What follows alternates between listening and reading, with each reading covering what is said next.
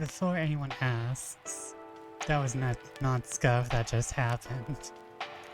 It was me not noticing the music had been turned down this entire time. Unfortunately, I did not start recording until after the music was over, so till I started the music, I mean. No one needed to know that, but I just felt it was fair. I am transparent. I am clear. I am omniscient.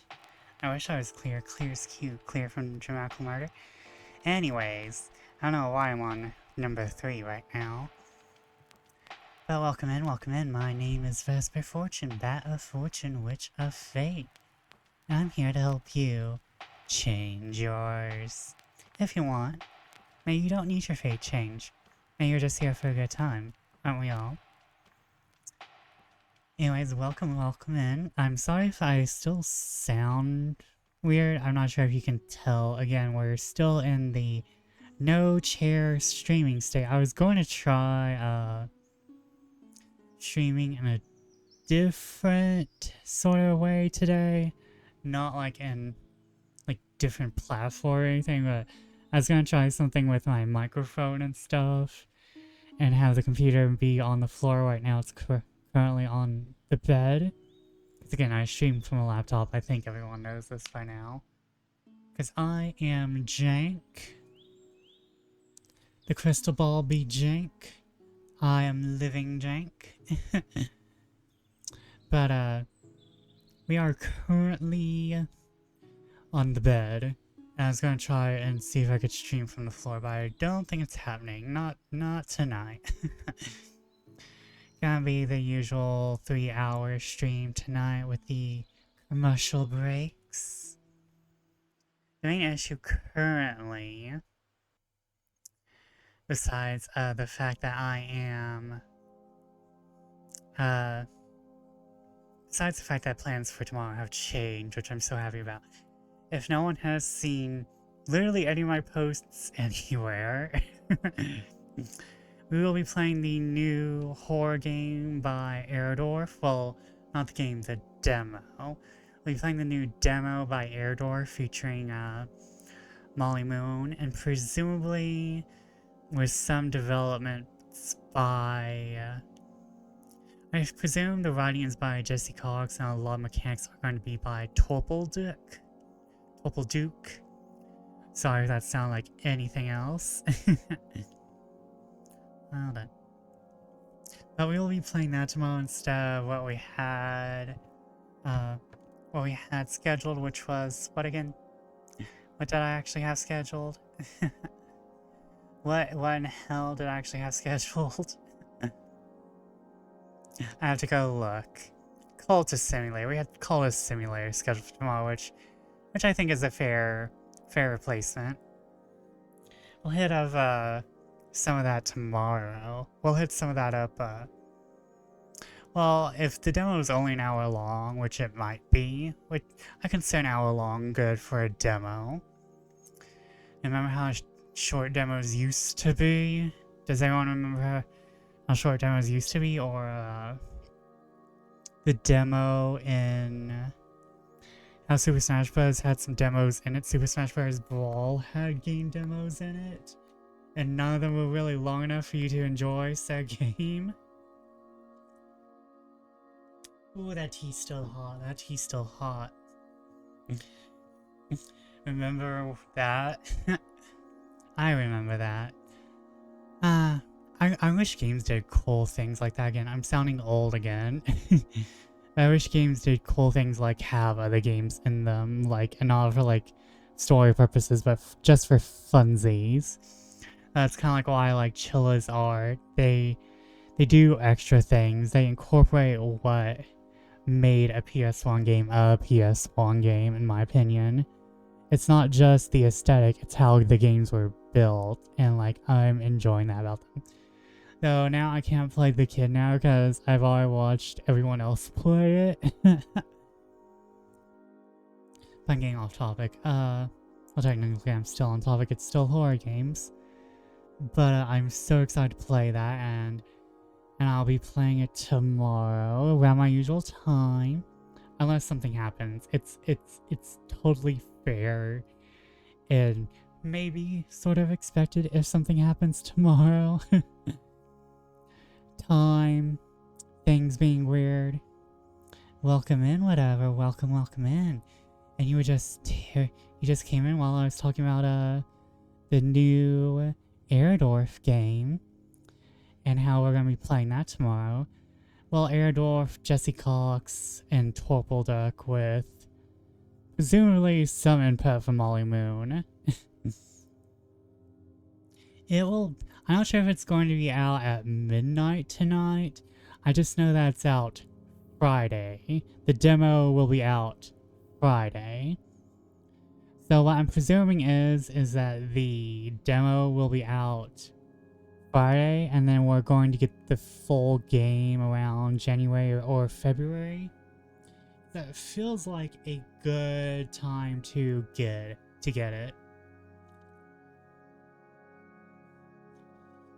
And not to mention, they are smaller teams, so they might be working at an accelerated pace. So we might get the demo tomorrow, and then the full game in December. I feel like releasing during December might be a good thing.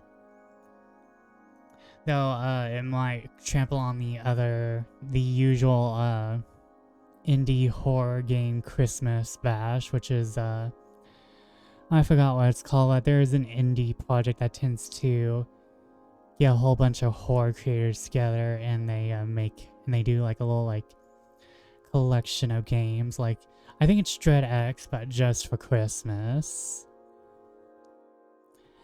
But I'm so excited to play that. I wasn't sure if there was a game in development. I just knew that there's probably things going on.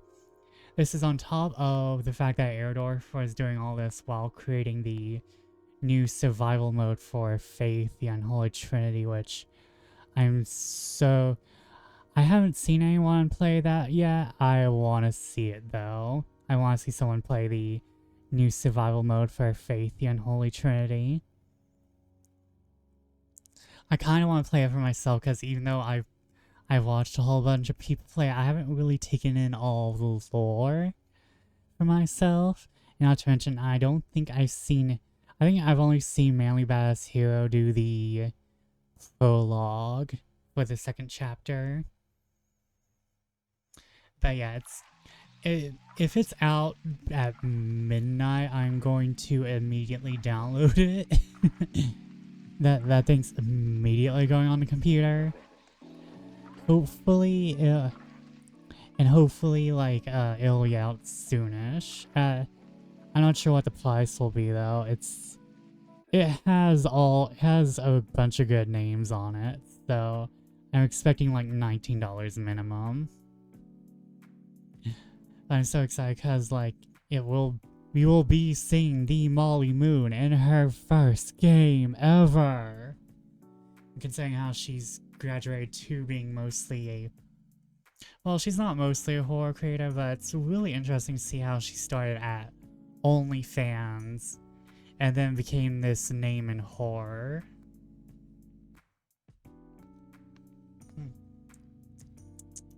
Good tea. I'm back onto my well, I never left it, but I'm back on the red velvet cake tea again. I need to get some more. I need to drink some green tea. Maybe I'll drink some green tea later tonight. It's gonna be a short stream, so we'll be jumping into it in a few minutes, cause I'm gonna be doing the I think I actually have when I bought tea from the Republic of Tea, they actually gave me some free samples, and I haven't tried them yet.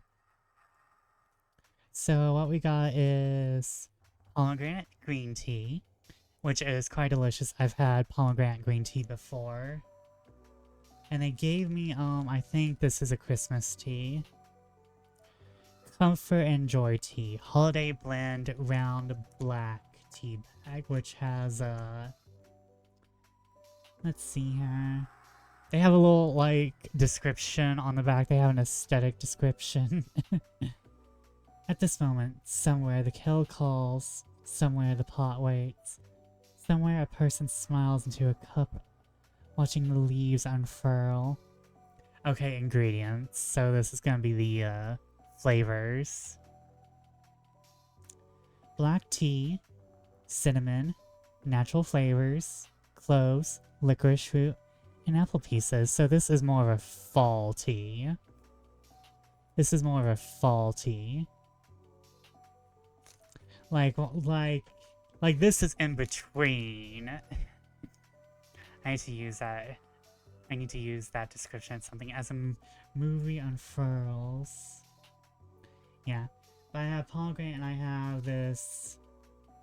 I'm going to call it a comfy blend because it has cinnamon, cloves, and licorice root and apple pieces. So this is totally like Martha Stewart tea. This is you're curled up by a fire in Vermont, watching the leaves fall and the lines of sunlight change and reshape as the leaves unhook and fall to the ground and permanently change the landscape before winter. It's that tea. I gotta practice my writing somewhere because I can't sit at my desk no more. And I was getting really used to sitting at my desk to write. And it's like, no, the chair breaks. Your fat ass breaks the chair, Vesper. So, like, yeah. Gotta get in that writing somewhere. But yeah, we're gonna be having the usual 3-hour stream. I'm going to try not go over 3 hours, cause, we have the, I have to wake up early tomorrow. And so, like, I don't want to be going until, like, 1 a.m. like I tend to do. Like, oh my god, I'm still in shock about whenever I go into, like, my 5-hour streams, and it's like, however, those are, like, some of my favorite streams. I'll be real. I enjoy my 5-hour streams. I wish I could do them more. I may start doing streams in the day. To be real. Because, like, I do enjoy my, just enjoy the longer streams, and they get me. I don't want to be, like, numbers person, but, you know, I gotta care about numbers as a creator. I don't want to be like content.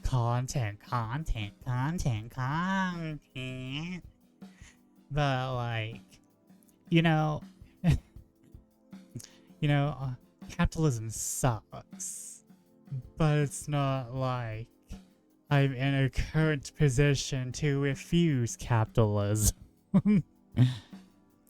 I am not in a position to where I can just refuse capitalism.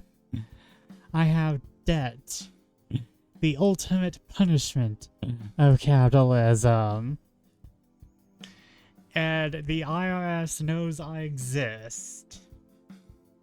So can't be not participating in the capitalism. Normally I do not do capitalism. as my copies of Adobe Illustrator and Adobe Photoshop would say. Not to mention, I kinda enjoy tea too much to not go out and buy tea.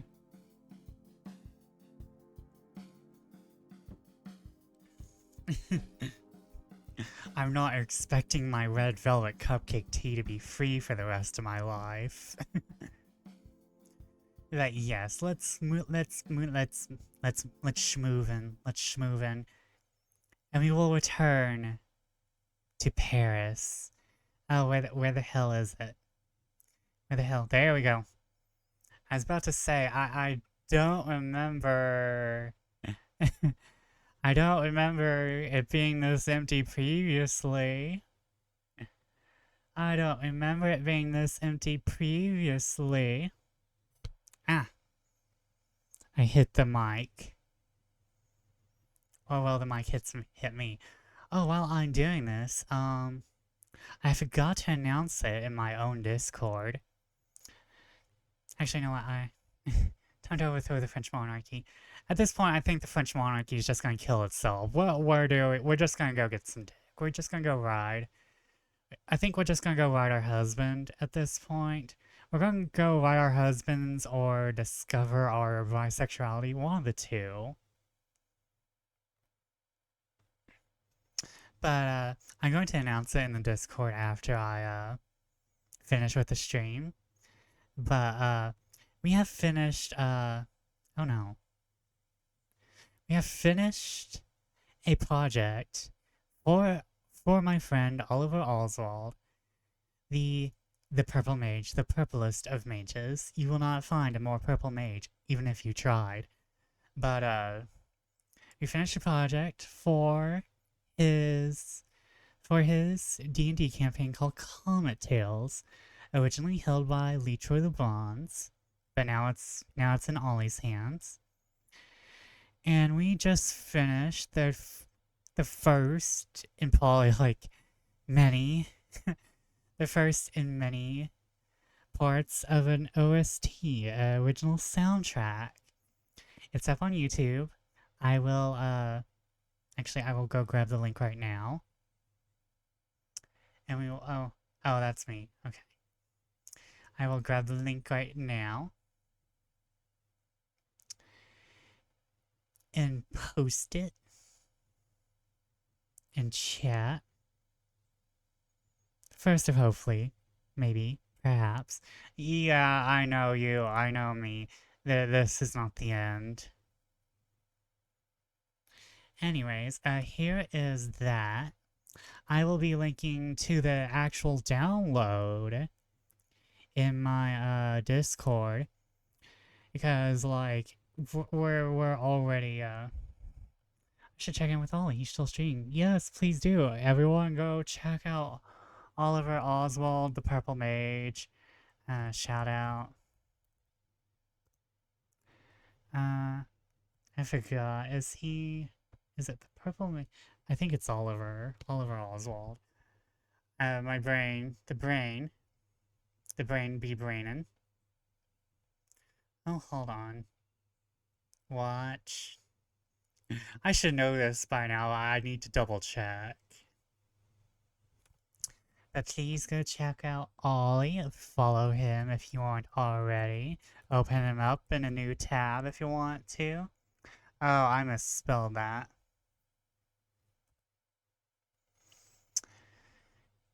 But please go ahead and follow Ollie if you don't already.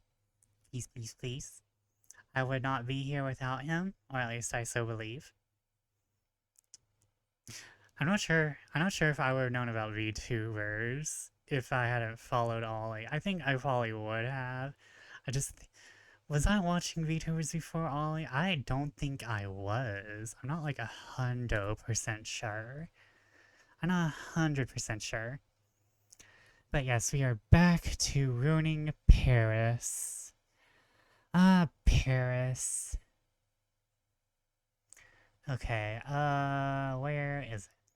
But yes, there's the link for the new soundtrack to Comet Tales, and I will post that in my Discord later, and you will already find it on in multiple places, really.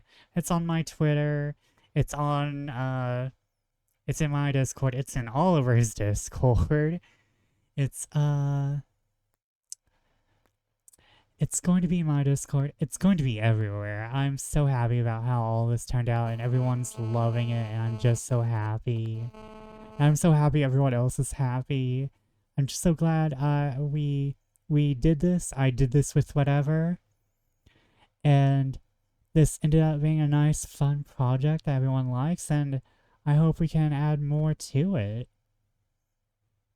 I'm glad it worked out. Yeah. I'm glad that everyone, like, everyone's happy. Like, oh my god. That's like my main thing. I'm just happy everyone else is happy. And where the hell oh yeah, here's the game.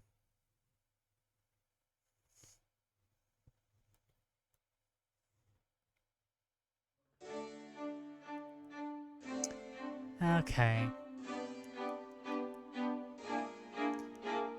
Okay.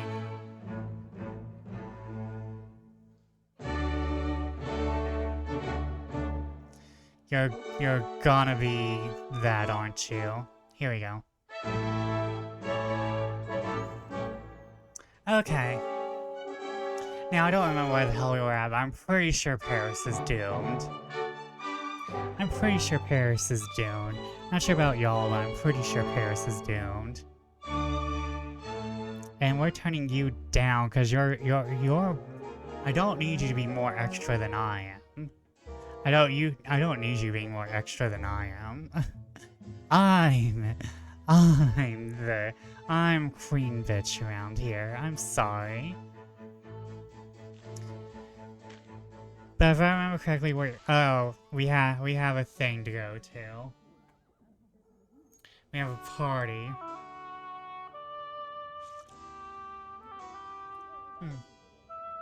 Immediately a party. Where in hell are we going? Okay, so we have a salon with the revolution. Do I have anything for the revolution?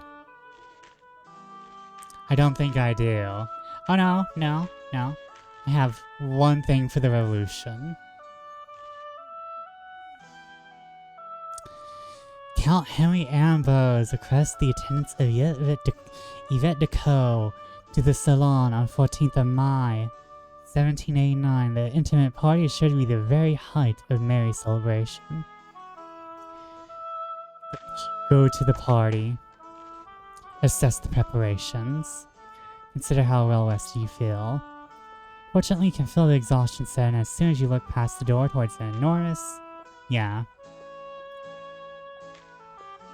My credibility has increased. I remember we fucked that dude over. Like, we weren't even nice. There was no lube in that fucking over the man. But unfortunately, Thomas Alexander Dumont died. Well, he wasn't our lover yet. We screwed over the dude who screwed us over with a painting. And we met the painter herself. You step out of the carriage and hear the ripple of whispers that signal your arrival to any social event these days. There's a small line in the vestibule where the guests are waiting to get in. While you're standing in this line, you manage to overhear an interesting rumor of not great importance, but... Take this gift of wine. I don't have much money, but I need to be working. Okay. So I think we have two pairs of lesbians. We have fuckboy, and we have fuckboy times 2. But gossip is currency. Correct. But cheap gossip is only worth bronze. We want gold. Okay, let's see. A peculiar system. The architect Christophe is locked in a conversation about noble privileges that he doesn't want to be in. Perhaps you can rescue him? Return to party, hold up. Deep concern. Speaking with a revolutionary woman, you feel you might be able to obtain some valuable gossip. However, first, you must contend with an interloper whose faux concern seems hell-bent on stymieing conversation every turn.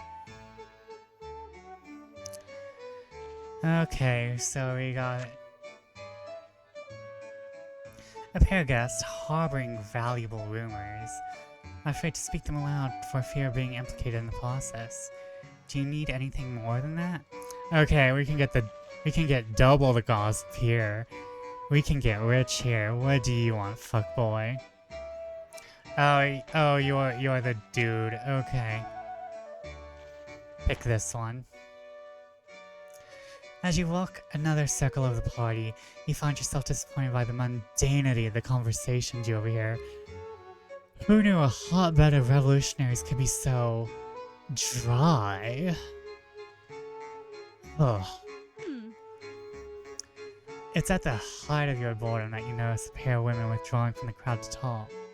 One of them glances over her shoulder to make sure she isn't being followed, which is a good sign. You are drawn to them as if you'd stumble upon an oasis in the desert. Should you go first or should I? As fond as I am of my revolutionary colleagues, I've heard some unsettling things of late.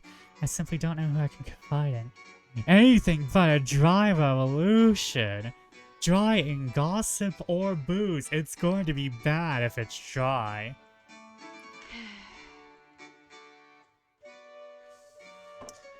I wish I could offer some comfort, but I'm in a similar situation. Albeit amongst the bourgeoisie, if anyone found out that what I knew, their wrath would be swift.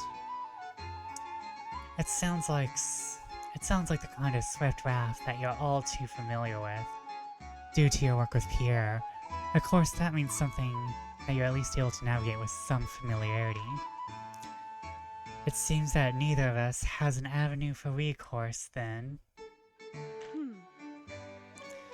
You don't need to be a mistress of intrigues to see that both these people need someone to bear the contents of their hearts to. Normally, purloining such secrets would be the test. Normally, purloining such secrets would test your abilities. But this feels like the effort would be trivial. That doesn't mean that their fears are unfounded in any way. Just by learning these secrets, it's likely you'll face some sort of reprisal from either the revolution or the bourgeoisie.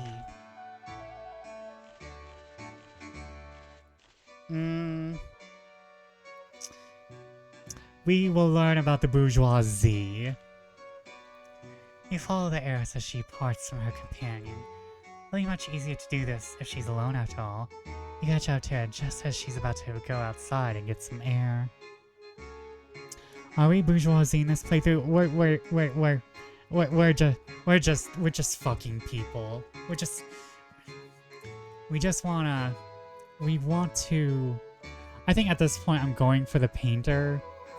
So that means I'm a royalist? It's going to depend on how much. It's between Armand and the painter, since Alexander Dumont is already dead.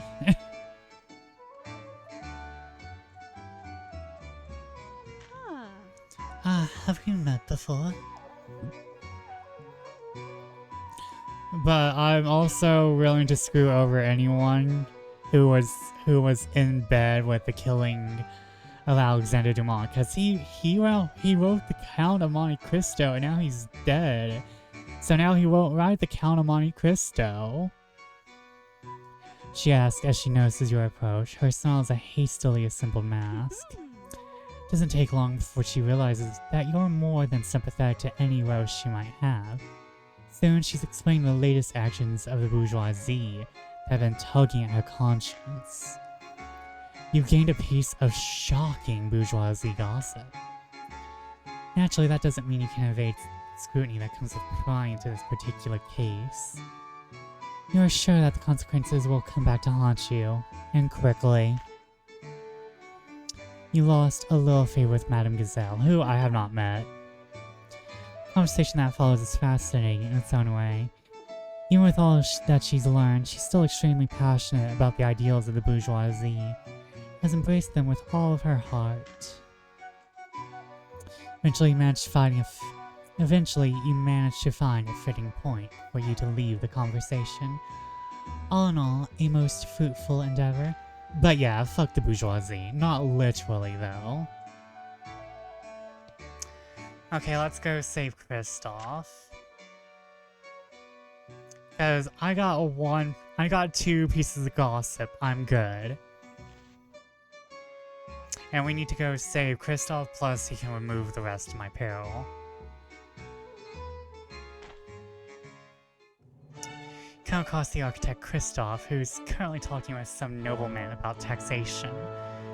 You're not really certain how he was drawn into this particular conversation, but judging from Kristoff's barely concealed frustration, you get the feeling it was by no intent of her own. Wait, is that a typo or? Yeah, that's a typo. Wow, this game has been out for 2 years and no one's noticed that. Okay. Really, I must go, Kristoff insists. All I was saying earlier is that the nobility of France have most of the money, but functionally pays little to no taxes. It's plain to see how such a thing can never last, no? Eventually, something is going to break. Right, Kristoff? Right. This certainly still isn't a problem in modern day society, right?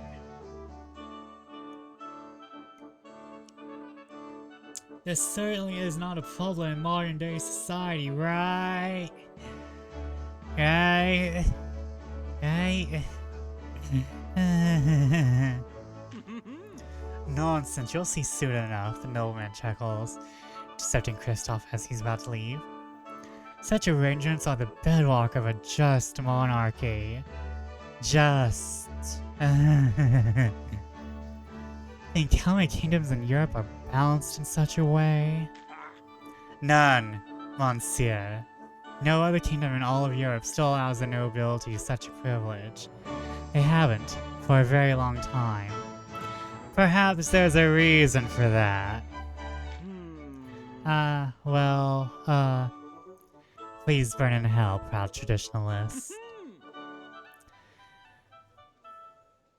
That's because of our unique situation you foreigners simply don't understand, for example. Good evening, Dits. How are you tonight? We are back to ruining Paris, one dress at a time. Monsieur, why don't you leave me alone with Kristoff? I'm sure I can convince him. How are you tonight, Dits? You wish to take care of this for me. Ah, I hope you did well. I know how tough college is. Ah, splendid. It's nice to have someone who knows how important my time is. He says, suddenly coming to the conclusion that it is he who was the one being inconvenienced all along. But please take a rest. Please take a rest. I don't mind a lurk if you want to. I don't mind if you talk. But I do want you to rest. I know how important college exams are, and I think it's midterm time. So you must be extremely, stressed out and stuff. So, I get it. I remember my college days. Not fondly, though. Not fondly. That's the depression talking.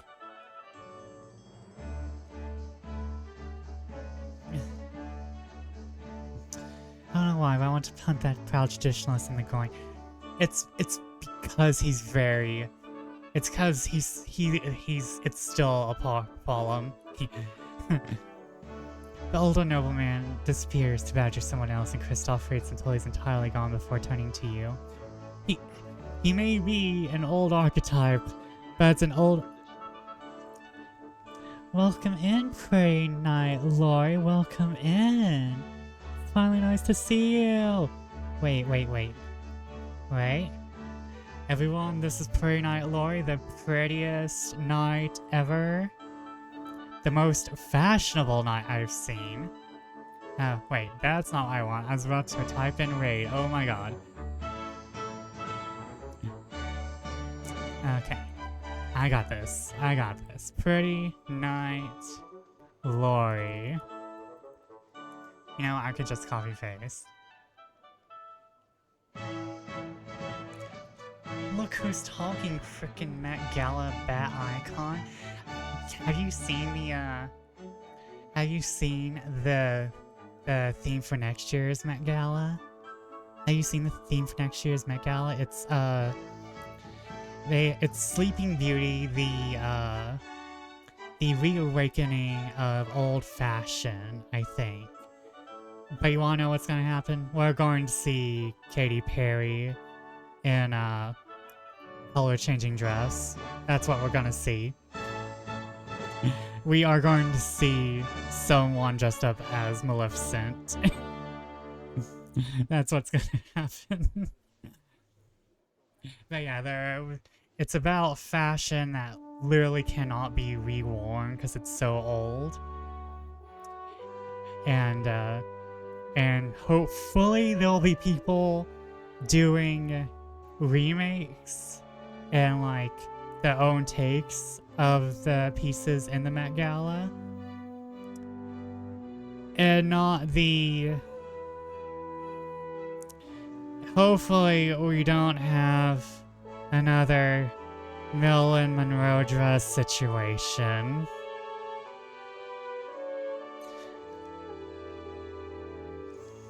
Better not be peeps just pulling out the Disney store costumes. Yeah, I'd be totally fine if people dressed up as Sleeping Beauty characters or like interpretations of it. Or like doing both. That would be like very fun. But like yeah, I'm totally afraid of what's going to happen next year, because you always know there's the people who will be on trend. There's going to be the people who are on point with the theme, and people who will not be. Golden middleman disappears to badger someone else, and Kristoff waits until he's entirely gone before turning to you. Normally I relish the opportunity to verbally trounce someone like that, but you've probably just saved me from myself a bit, so you have my thanks. I gained a little credibility. Chat with Kristoff for a bit, and laugh behind your hands together at the now departed conversational partner before parting ways. Lori, when you start streaming, you have to get this game. I think it's a you game.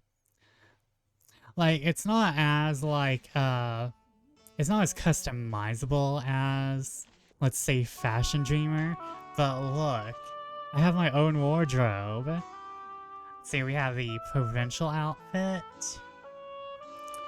the humble caraco and skirt, provincial dress, the robe de coeur, robe à la fiancé, robe and chemise, and humble caraco and skirt. I have multiple. Oh, hold up. I forgot. At least I caught it at the beginning of the stream.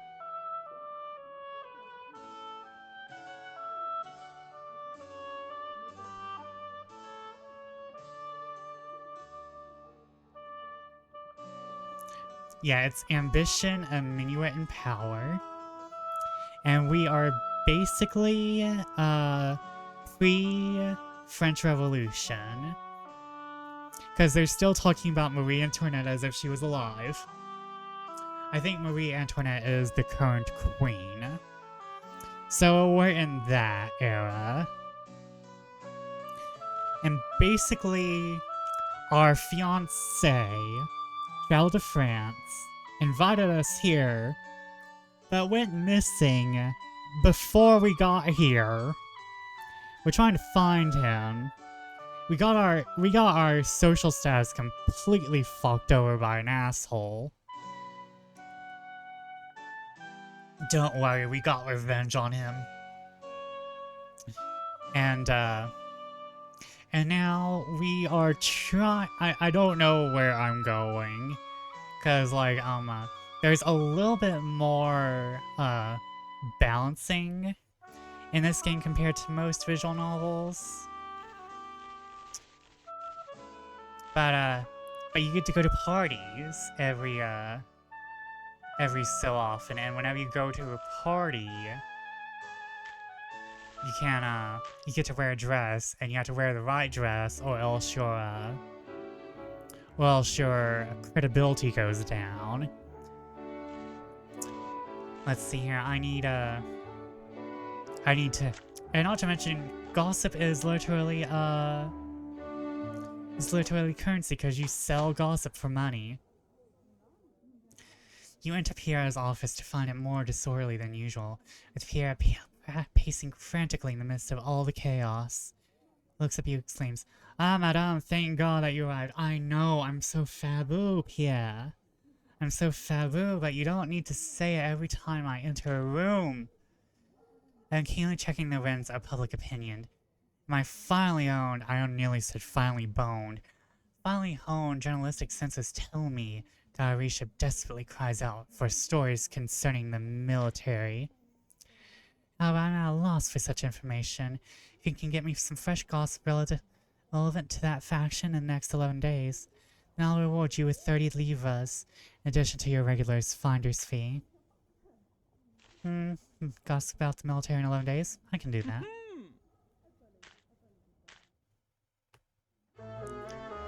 Okay.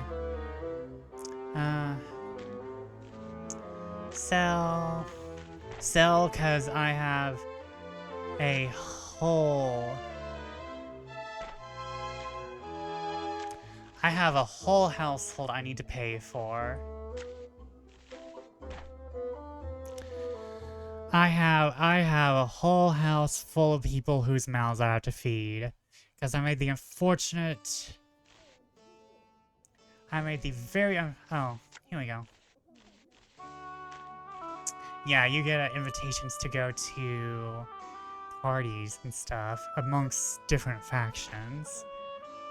I think I'm going to lean towards screwing over the crown. We're going to go with history, I believe. And not to mention, everything's gay. Well, the main character's gay. We're apparently bisexual, even though we have a fiance who we love. Love in quotation marks.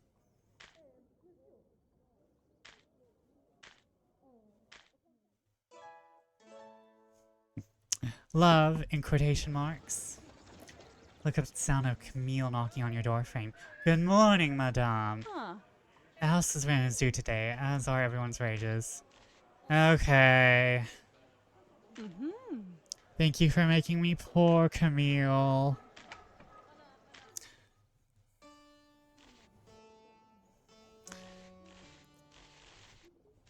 I need to practice my French again. It's been so long since I spoke French.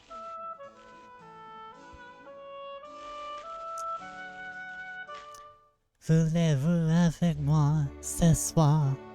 Voulez-vous avec moi ce soir? Okay, let's actually go about... I think we're fine on money and dresses, so let's go find out where the hell our fiancé is at. Cause, you know, we love this man, right? Right? I mean, we weren't going to give him up for the author of Count of Monte Cristo. We weren't. I say lying to myself as I would totally give myself up for the writer of Count of Monte Cristo. As a writer, I haven't even read Count of Monte Cristo, and I would go and give myself up for Alexander Dumas. But since he's dead, since Alexander Dumas is dead in this timeline, since we're in the Bernstein Bears timeline, we're in a different Mandela timeline. We probably should go find our husband. Oh well, our fiancé. In this horrible, horrible timeline where we have to be faithful. After reading about a man that matches Armand's description in the newspaper article, head down to where he was last spotted. Hopefully you'll be able to find some clues in regards to his disappearance. Not to mention, I kind of like Armand's chest. I kind of like his chest. Being ready in a flash, you head to the street. You head out into the street with the newspaper in your journal, determined to find some evidence of where Armand could possibly be. The journalist who wrote the article mentioned a nearby bakery. It sounded familiar to you from your various walks about Paris.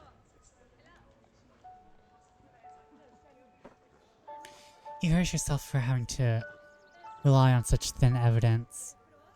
The description of a man who might be Armand before being seen near a bakery, which might be the one you vaguely remember. There's no guarantee he'll ever come back here. It's barely a guarantee that he was even here at all. It's utterly maddening. You struggle to remember what's even motivating you right now. Let's see here. I must find Armand because I love him. Armand must rue the day he wronged me. And for that I must find him. We can love him and still want the truth. We can love him and still want the truth. Feel a rush of energy as you say this to yourself. You cannot rest until you have answers. We know the right answer here.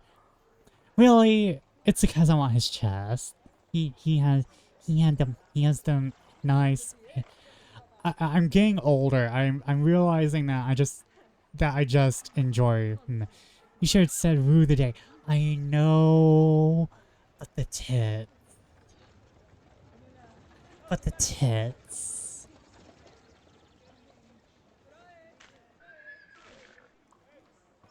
But the tits. You managed to find the bakery, but your antennas were to your search. Still, I know, but I'm Vesper as Yvette. And I'm saying tits. You managed to find the bakery, but your antennas were to start your search. You know, yeah, Yvette would have said rue the day, but I'm saying tits, and tits won. Tits middle out the two answers the two other chances I could have chosen. I went in the middle. Let's check the streets nearby. You're about to scour the streets and alleys, and you feel a tap on your shoulder. Armand? We should get off the street, he says quietly. See? Look at those things, man.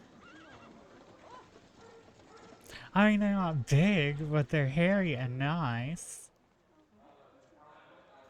I mean, like, I'll go for any guy, but still, he has a nice design. You're still struck dumb with shock when he leads you off the street into a nearby tavern, with no other patrons.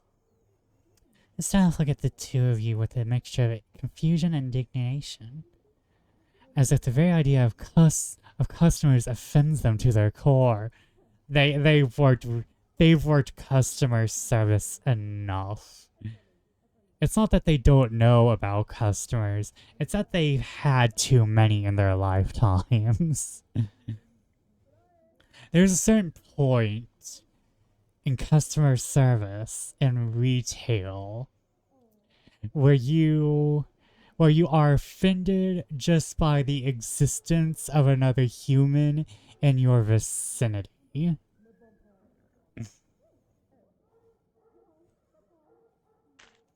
You're not just sitting there for a few minutes. Nobody approaches your table. It's not help explain why there are no other customers in here. I'm so glad to see you, he says, his eyes staring deeply into your own. How? How dare you? How dare you even speak to me after all this? What happened to you? What's going on? Why? Why do any of this? I can see this turn of fortune has done nothing to dull your inquisitive nature. Oh. He's the Erythral. I mean, Alexander only died and was the Erythral, but for those of you who don't know, the Erythral is basically the default in Final Fantasy VII, because Era just has like so much starter affection. But Armand, my boyfriend, died. It's okay. We can go back to being fiance if I can just lay my head down in your pillowy bosom. Came to Paris, and as you can tell by my old dwellings, I had to live very frugally. As much as I enjoyed little luxuries, my money was better spent on other pursuits in the city. Swap out lovers like outfits? Exactly. Exactly. I mean, we didn't even get to go on a date with Alex. We were too busy going for revenge. We were too busy. Yeah. Yeah, we went for revenge and then Alex died. Not my best moment. Not my best moment, but still.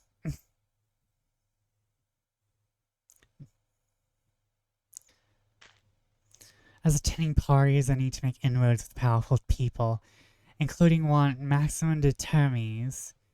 He shakes his head ruefully. I was beside myself with rage when I heard they lashed out at you to get vengeance on me. I knew that I angered them with my proposals, but I had no idea that they'd sink to such wretched behavior.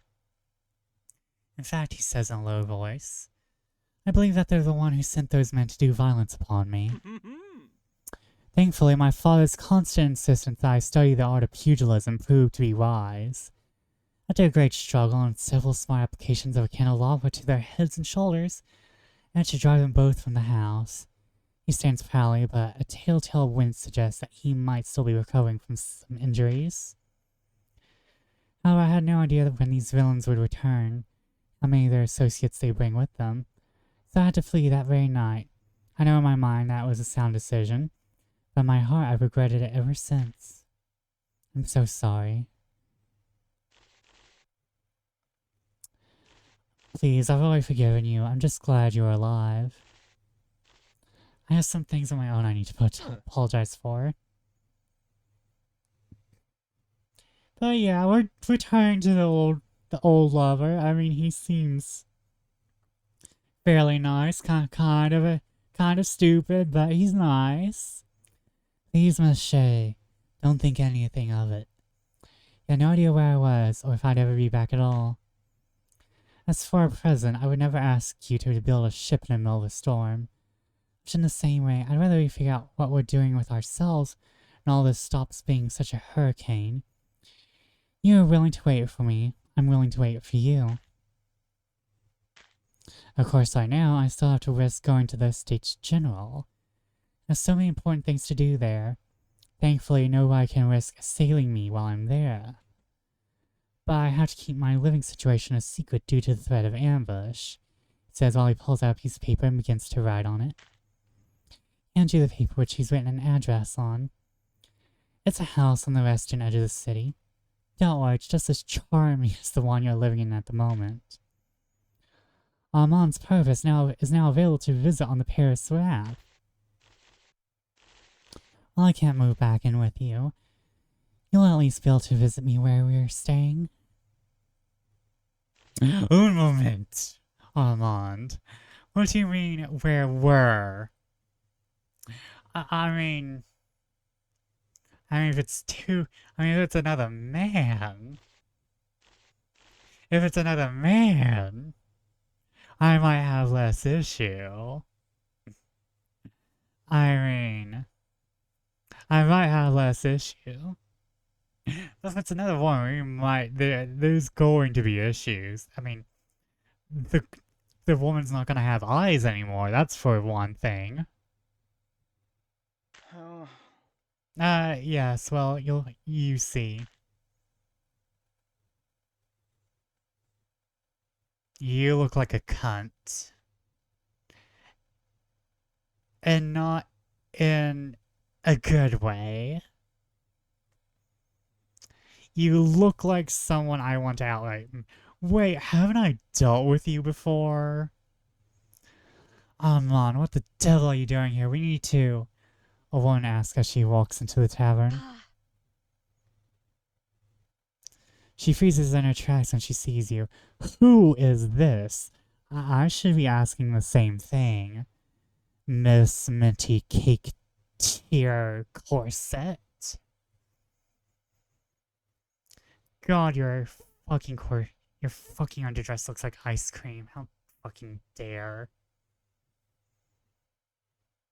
Love the expression, hate you personally. She freezes in her tracks when she sees you. Who is this? Oh, I suppose instructions are in order. Yvette, this is Joanna Dujardin. Yep, I remember you. She leads the political society I've been working with. Joanna, this is Yvette Decaux, my fiancée. She managed to track me down, Armand says, quite proudly. Your fiancé, after all this time, I just assumed. You assumed what, bitch? You assumed what? Come on, tell me. Tell me, bitch. What did you assume? Did you assume I was dead? Or that I was dead to him? Because you're about to be dead. She's got that Azula look going. Well, I'm about to throw her underwater, so she can't be using any firebending. Joanna trails off, looking over you carefully. Well, no matter. If someone like her could find you, then we aren't doing a very good job of hiding. We have to go. Just when I finally found her again, absolutely not. The longer we stay on the streets, the more likely it is that some assassin runs a blade through your ribs, Joanna replies in a soothing voice, resting her fingers on the back of his hand. You won't see her again at all if that happens. Oh, she's evil. I think there's like an achievement related to her.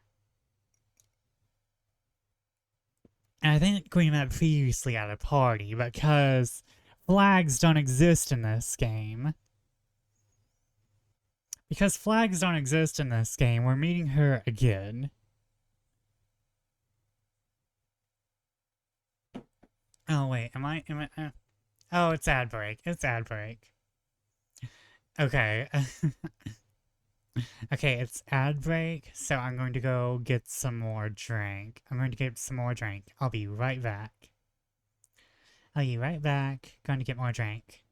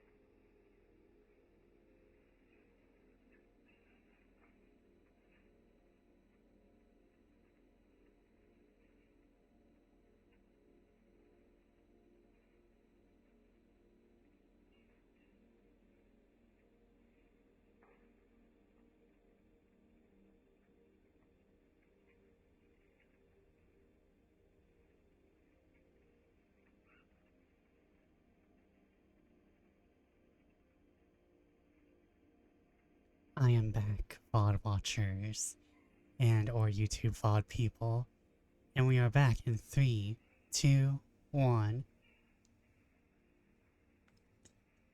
Welcome back, everyone, from ads. We're going to give a few seconds for everyone else to return. Gonna give it a few seconds for everyone else to return. But, again, bats. Bats from the, oh my god. Bat conservation in the UK. I'm pretty sure this is where this bat camp's from, the bat conservation one. Bat World, I think it is. But I always love tuning into their little bat cams. It's very nice, very relaxing. Yeah, and I really like having it as my VRV screen. I'm so glad I have a separate just chatting box, so I can just have that up. But back to the game. Back to this hoe. Could they have made it any more obvious?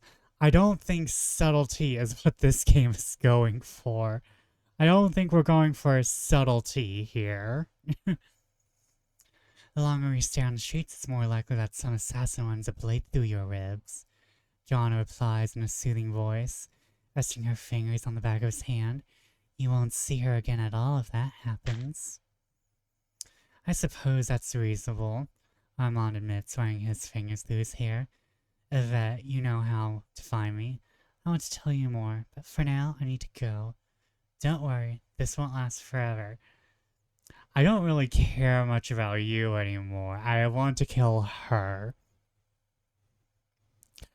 I can do things with you at in-game.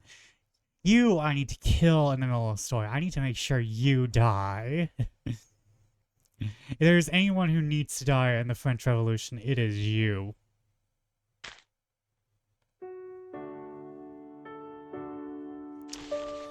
I'll go see him as soon as possible. Then I'll get some answers. The more I'm learning about this situation, the less I like it. You exit the tavern, your mind swelling with dark possibilities, and heavy with a sense of dread. You found Armand, but now you're wondering if that was for the best. I don't like Joanna Dujardin. I don't like Joanna Dujardin. I need her to die. Not quickly either. I want it to be slow. First off, she's using one of my favorite colors in her gown, and I'm sorry, but I'm gatekeeping mint from Joanna. I'm gatekeeping the color mint from Joanna. They did a really good job of color coding her. They put the evil green on her. They made her look poisonous.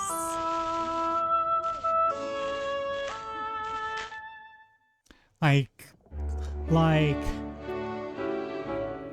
there are just certain shades of green that are sickly and evil, and hers is like really close to those. Alright, where the hell are we going?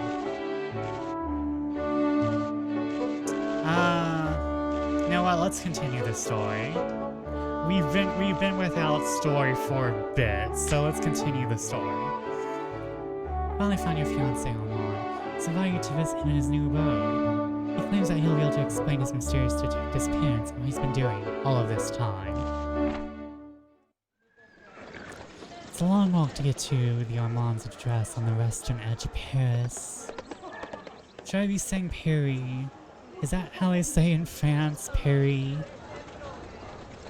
I don't remember. It's been a bit. But compared to the events of the last month or so, it's as easy as a stroll around the block. The neighborhood is poor one, filled with the kind of poor who still feel that they can improve their station. Persons strut proudly down the streets, wearing one or two articles of fine clothing over their worn-out ones, seeming almost a parody of the wealthy aristocrats who glide about La Place Royale.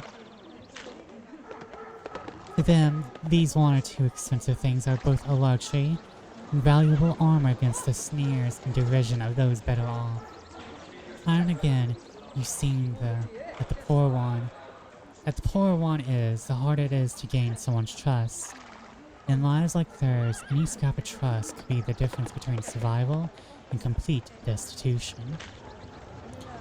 Armand must have chosen this address because he wouldn't stand out here. His fashionable fine nobleman's jacket and plain of clothes underneath. He looked like any other proud and desperate man, trying to strive for something better. He managed to find Armand's new home. 3 stories tall but thin and lean to one side. It feels less like a home and more like an old man, crippled with age.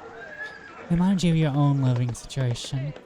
However, judging from the dust and cracked window panes, it doesn't have anyone like Camille to take care of things. Well, it sounds like Joanna doesn't know how to keep house. But if Armand isn't keeping house, maybe I don't want to be with Armand. Well, Armand isn't the only one living here. There's also this Joanna woman. We're still uncertain of her role in all this. Her role is being an evil cunt. Could she be the one who wrote that cryptic letter to him? The one you found secreted underneath the floorboards in the kitchen? I don't like this situation no matter how we can twist it. Yvette, please. Kill Joanna. She's already gonna die in the revolution. You knock on the door and hear some movement inside before someone opens the door, just a crack to see who it is. Spying you, Armand flings open the door and bounds outside. Oh, ma chérie. It's great to see you again. Please come in. You walk in, and he takes your cloak from you to hang it on a coat rack. Inside the building is remarkably sparse, and without any decorations. It feels more like an outpost than a home. Please make yourself at home. Joanna is out, so it's just you and me for the moment. Oh. Oh.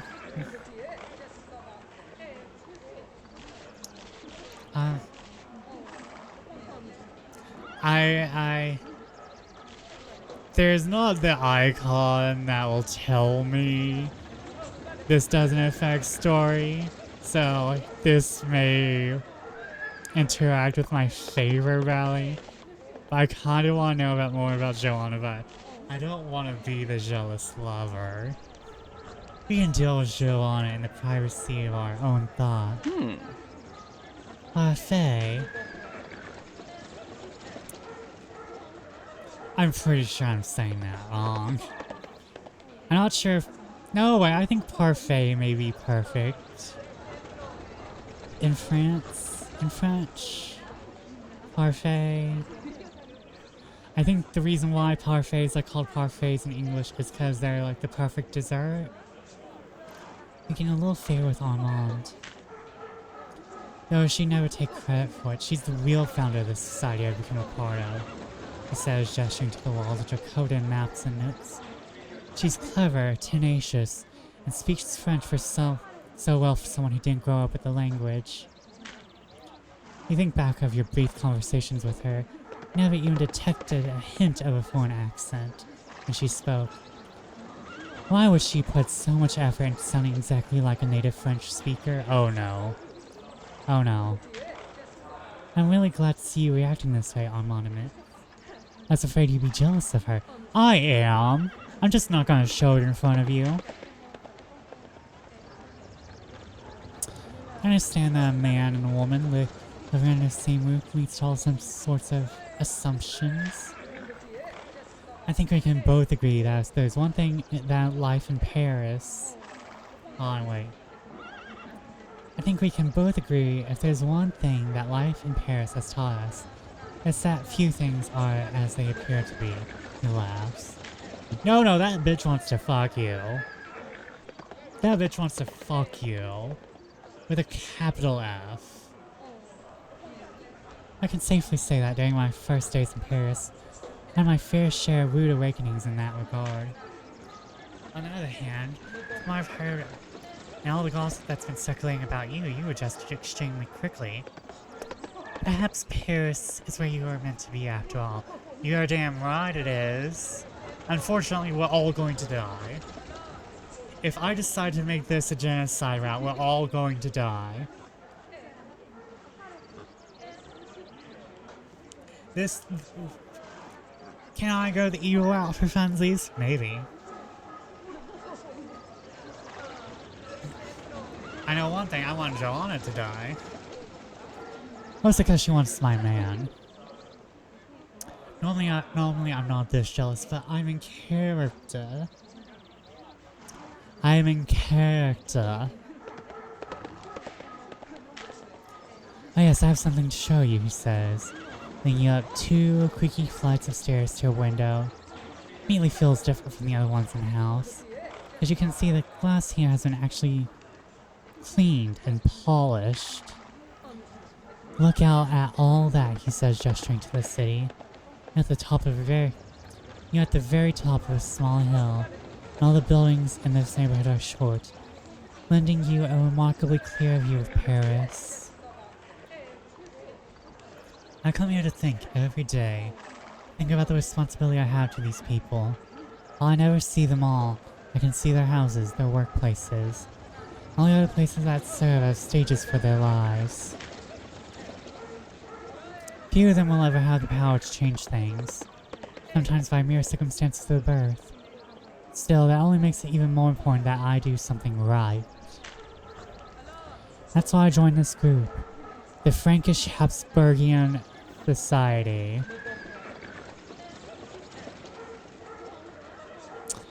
Oh dear God, he sided with the incest people! If this is the same Habsburgs I'm thinking about, oh God, there's nobody in the right in this game. The only good person is dead. The only person worthy of fucking is dead. The only smart person in this game is dead. The only one who is not morally gray is dead.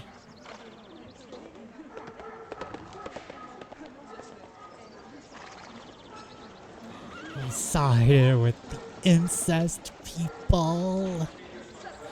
Here's the thing. Incest in fiction, totally fine with. This is the House of Habsburg. These people have literally impossible, like, incest coefficients. Some of these people were so inbred that all of Alabama could not give the Habsburgs a run for their money. The idea of Alabama cannot give Habsburgs a run for their money. Not to mention, I think Marie Antoinette is from... I know Marie Antoinette has a high coefficient, high incest coefficient herself. I mean, like, it's bad in a lot of royal families. To be clear, it's not like incest did not exist in any other families. But the Habsburgs made a sport out of it.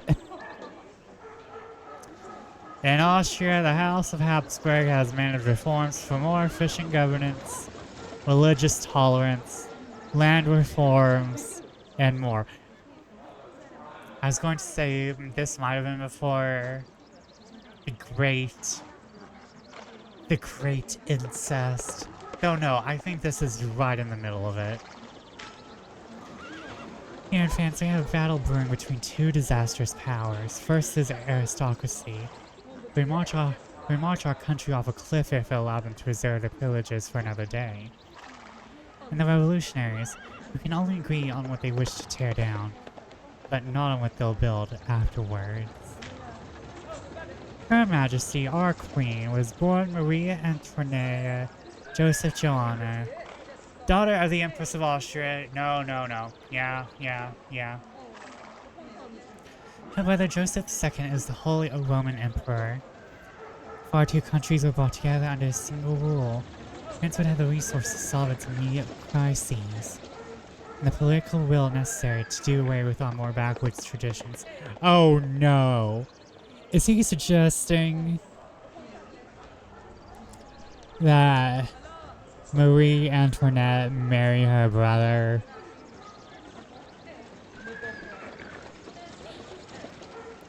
Never mind, Armand. I don't think I want to fuck you anymore. I'm afraid I'm going to catch this stupid.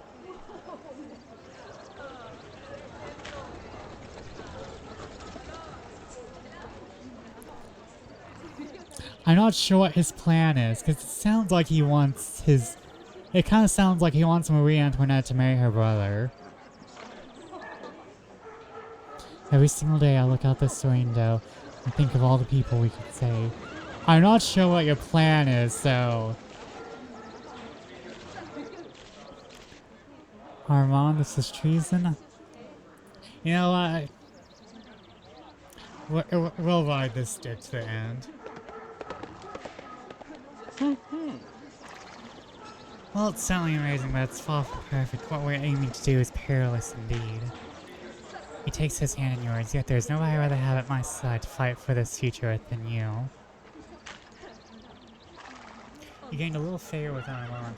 I hope I did.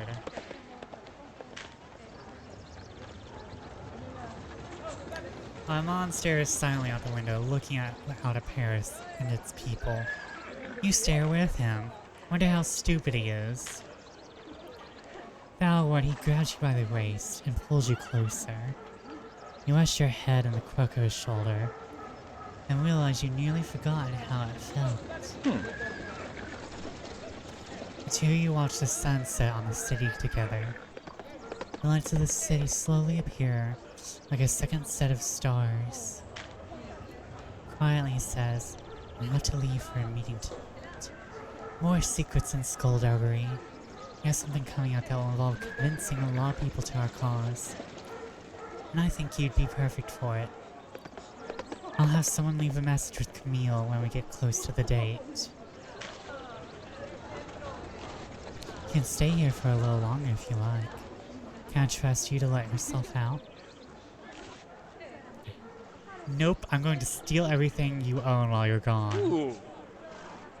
He laughs. "Oh, villainous woman, please have mercy. I'm but a poor baron who has fallen on hard times." The two of you spend the next few minutes giggling as you chase each other around the house. You keep trying to steal various books and silverware, while he keeps trying to put the purloined items back in their proper place.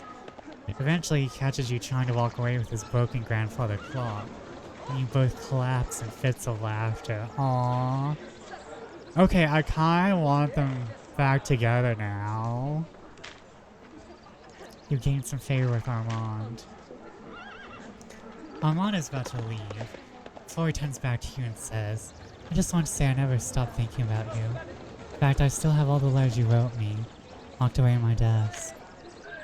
With a gentle smile, he departs for his meeting, leaving you alone in his house. You relax and assess your situation for a while, before leaving yourself. Alone, you walk down the nighttime streets by yourself and saying all you just learned. Well, this has certainly taken a turn for the exciting. Fantastique! I managed to find my fiancé, and now I'm an accomplice to treason. We're going for the second choice.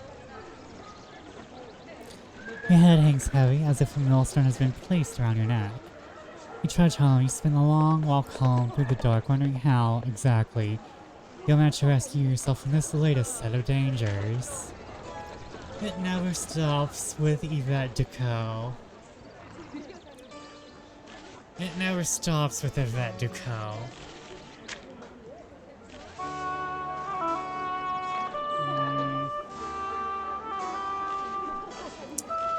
Set.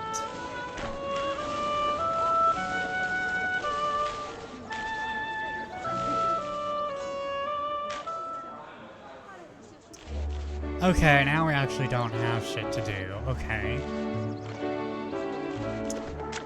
Okay, we can get some favor with Elizabeth.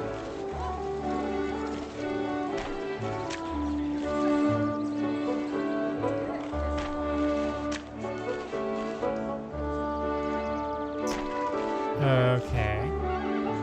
Hide legend. Where do we want to go?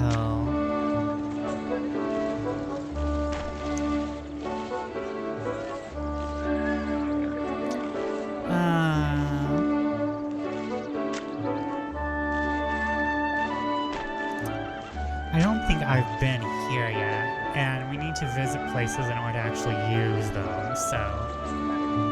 Out in the suburbs of Paris, Gunget Paradise is a rendezvous location that's a perfect spot for drinking, dancing, and cabaret entertainments. Feeling like you could use some fresh air to take your travels to the edge of Paris. As much as you like the city, the change of pace is appreciated. Whose life do we ruin today? I don't know. Bourgeoisie? I'm feeling the bourgeoisie. Passing through a checkpoint at the city's outer wall, you naturally hear the sounds of music and raucous laughter. Turning a corner, you stumble upon an idyllic-looking establishment named Gunget Paradise. Or Gingay? Gingay. It's so good. A band plays music while patrons drink wine and dance. Sitting down at one of the rest of tables, you notice the Gunget in your journal. The entertainment may be on the coarse side for some, that's perfect for those that just want to relax and have fun. Everyone here seems to be having a great time, and I can't blame them. They're spending a few hours taking in the crowds and bobbing in time with the lively music. Decide to head home. You have a feeling you'll be back here there soon. The 20th of May. Okay, we have one more day before party. Balance of power.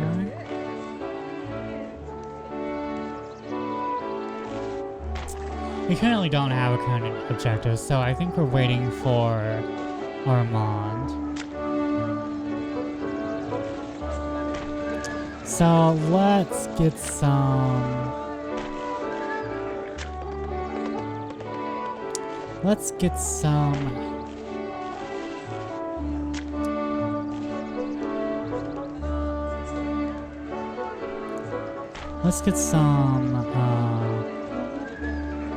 more gossip. Actually, no, wait. Cheap gossip isn't worth that much. I'm going to get it anyway, so let's go work on credibility. Looking through some newly familiar streets, you notice that a new cafe has opened. A smell of coffee hangs in the air, and a small crowd of citizens mill about outside to see what's going on. But then you notice one of the Dollar General Gossip General. Exactly. We're working mostly for... We want like Chanel gossip right now. Fatima is pacing pensively back and forth outside the cafe, puffing so heavily on her pie that it resembles a chimney. Decide to approach her. By the time she finally notices you, you're practically standing right next to her. She gasps and hops back from you with a start. I'm so sorry that I must have been lost in my thoughts.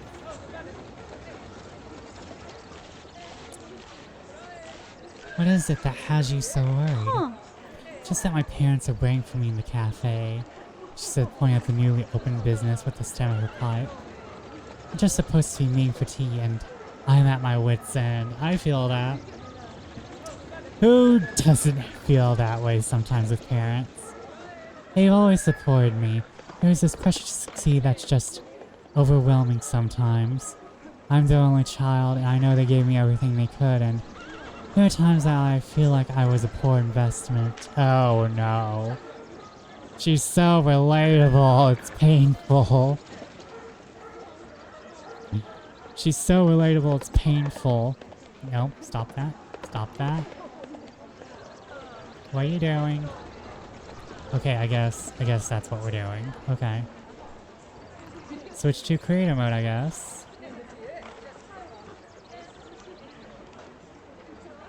Yeah. Oh. She forces a smile before continuing. To be honest, my business at La Petite Mogale has been struggling for months. In fact, your loyal patronage is one of the only reasons why I'm still in business. I know my parents, and the first thing they're going to ask me is how the store is going, and I'm failing. Like, why am I telling a customer this? Because you're a failing life, and it's understandable, and someone needs to listen. This is what my life has come to. And during that, someone is going to ask how I'm doing. I'm either going to lie to them, or I'm going to tell them the truth and bear the disappointment. I don't know which choice is worse.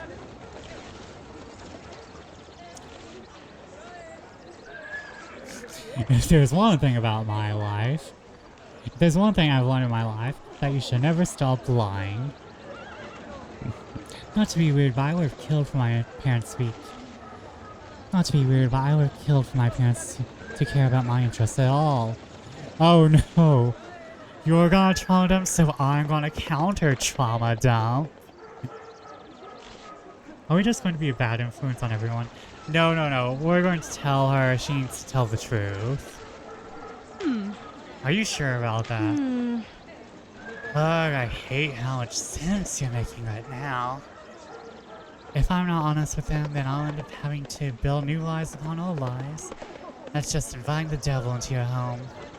It can only bring problems. I've gained some credibility. Well, here goes nothing, she sighs, steeling herself for what's to come. If all else fails, at least I'll get good tea and pastries out of the bargain. She leaves to go inside, and you're allowed to consider your own life. Has unvarnished truth always been the best choice for you? Perhaps it's just better for other people. Remember, children, lying may... Oh, thank you for the Tamagotchi. Remember, chat. Lying isn't always good for everyone. It might be good for you, but not always for other people. And thank you for the Tamagotchi. My back has decided to scream. My back has decided, oh, I'm going to scream.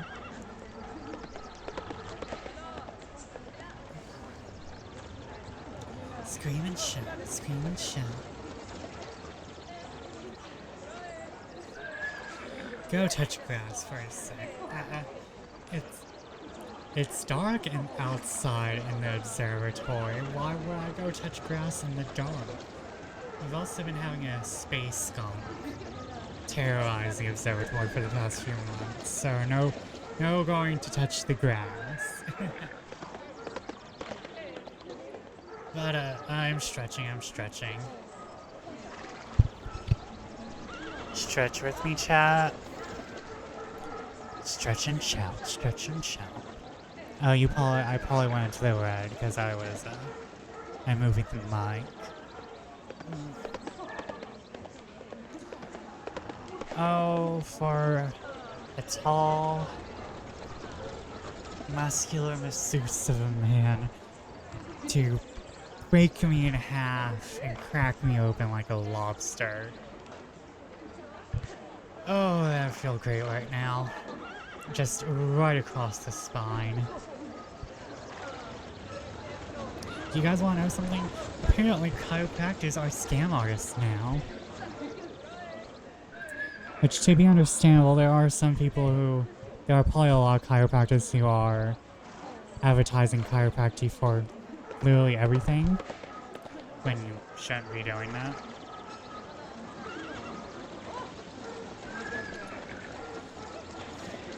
But there's probably something you can use chiropractors for.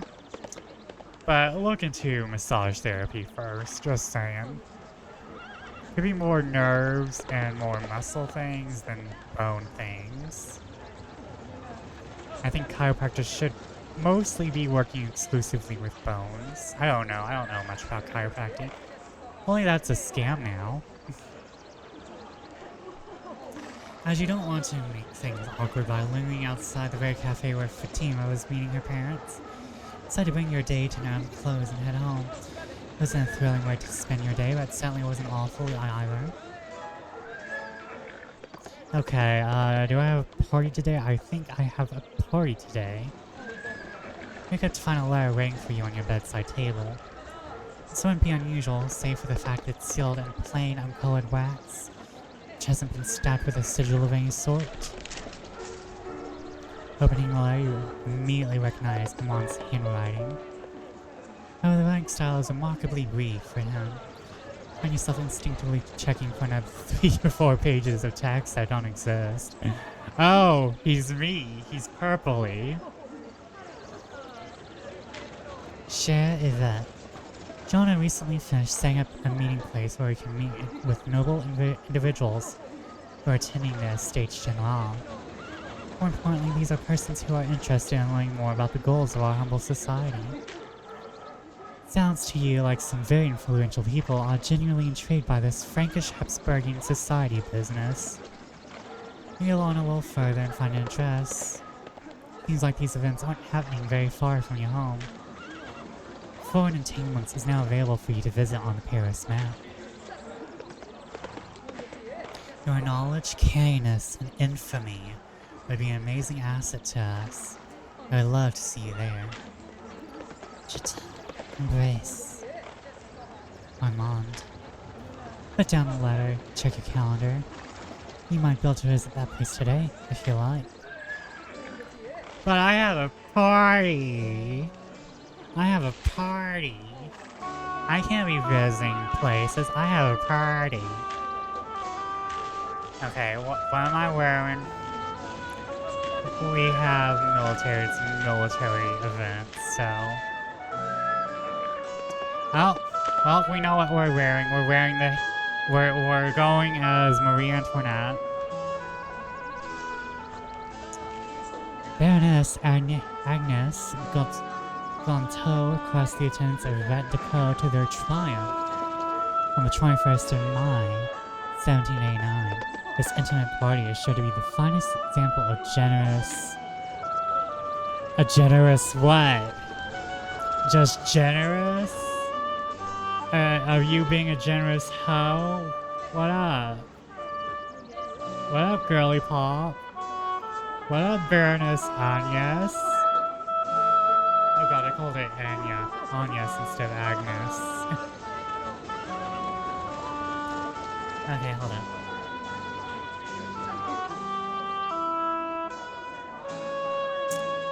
Go to the party, go to the party. And also, this thing has like zero novelty law, so this is going to be a good dress. Assess preparations. You pause to consider how well rested you feel. You're neither well rested nor exhausted. Nothing is holding you back from doing your best in this game of wits. Like a tiny mirror you keep in care to see you're wearing your robe de coeur to a party being held by the military. I have the highest credibility I have ever had in this game. Let's go. Oh. You step down the carriage, social event, cheap military gossip.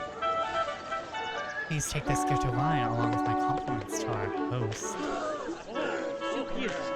I didn't really need that little bit of credibility, it just makes it better.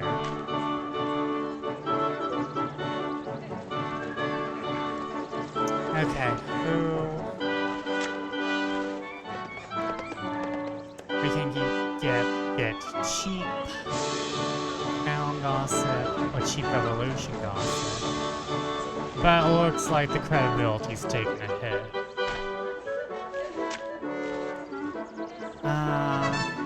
Just as you're about to seize upon some invaluable gossip, you're interrupted by a presumptuous interloper. Perhaps there's a way to evade his rude questions and claim your prize in time. Oh. The daughter of a retired colonel might just speak with a particular young man, but providing prevents her from doing so.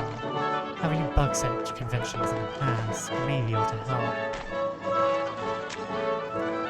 Okay, I can... Oh! The sister of an artilleryman seems to know simply everything but our brother overhears in the barracks. But to learn more, you will have to divert a tiresome bore who keeps interrupting. You know me, I love diverting tiresome bores. Okay, hold on.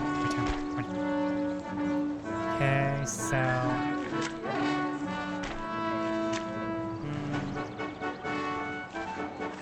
I want to help the lovers, but...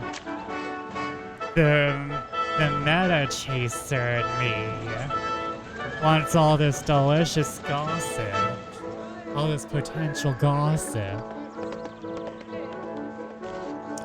So, I'm tempted to also go to Avernay over there, but right now we're going to... This moment in Mel chatting with a woman who seems in possession of exactly the kind of rumors you're looking for. Her brother's an artilleryman. Also happens to gamble like a fiend and loves telling stories about the last and decorous goings-on they overhears in the process.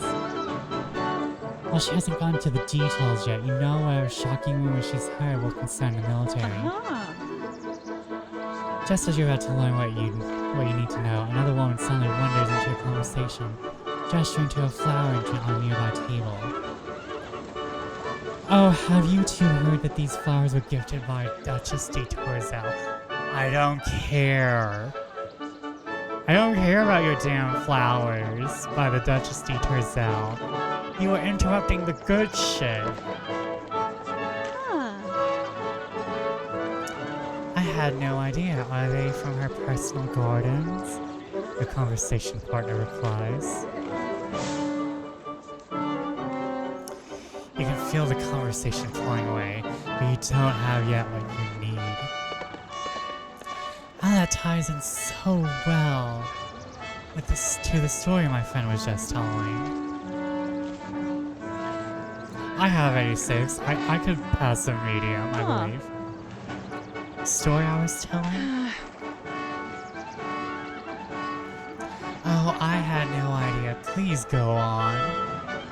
The antelope replies, almost disoriented by the revelation that other people have interesting things to say. I love the humor in this game.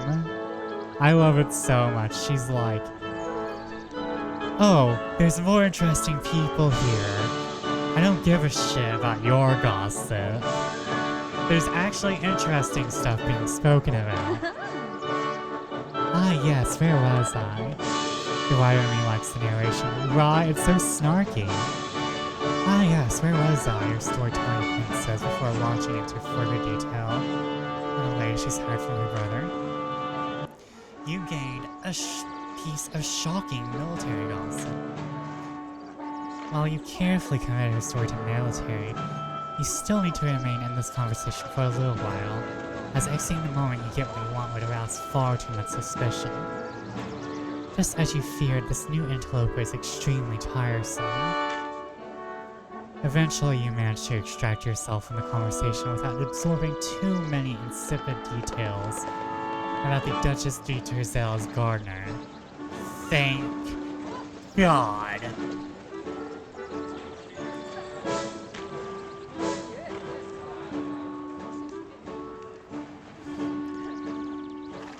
Okay, who we got?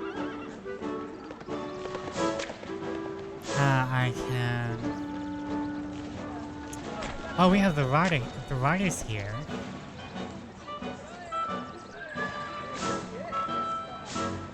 Oh, I can get some shocking bourgeoisie gossip. Okay. A rather run-of-the-mill interaction with a lone aristocrat at the party. You might find yourself having many like it in the future. No. You're the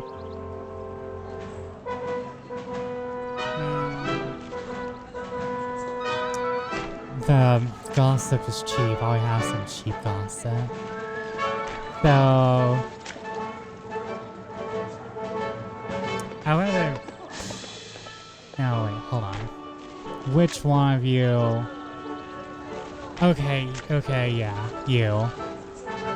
An author of intrigues. I'll go with the writer, as I am a writer myself. While you're taking a moment to compose yourself in the vestibule, you know someone approaching you. Judging from the way she's glancing around the party, looks like she's searching for something. Excusez-moi, but I'm playing a game of sorts. Someone has placed a small pewter statue of a dragon here, hoping to find it. Well, I know someone who can find dragons pretty well, but I don't think she fit into the setting. Her accent is foreign, but you can't place it somewhere to the east. Have you managed to see anything like that?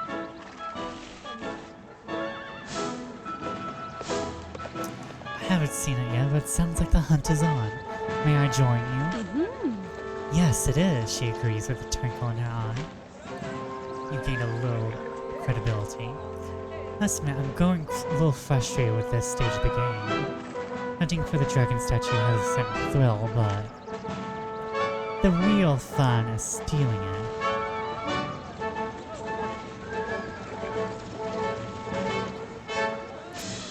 Oh.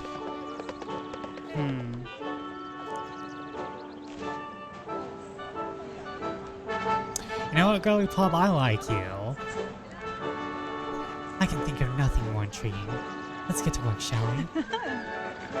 I found my first partner in crime, she laughs.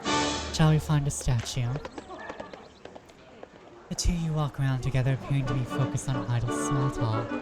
In reality, you're both searching the venue high and low for your quarry. Near the back of the venue, you happen to find your prize, perched upon a little podium. A servant is dusting it very carefully. She eyes you suspiciously as you circle her, looking for some gap in her attention. You've gained a little peril. It's a little peril. I must say, I'm surprised he liked the statue I gave him so much. Your partner in crime whispers to you. If we want to steal that back, we'll need to distract this maid.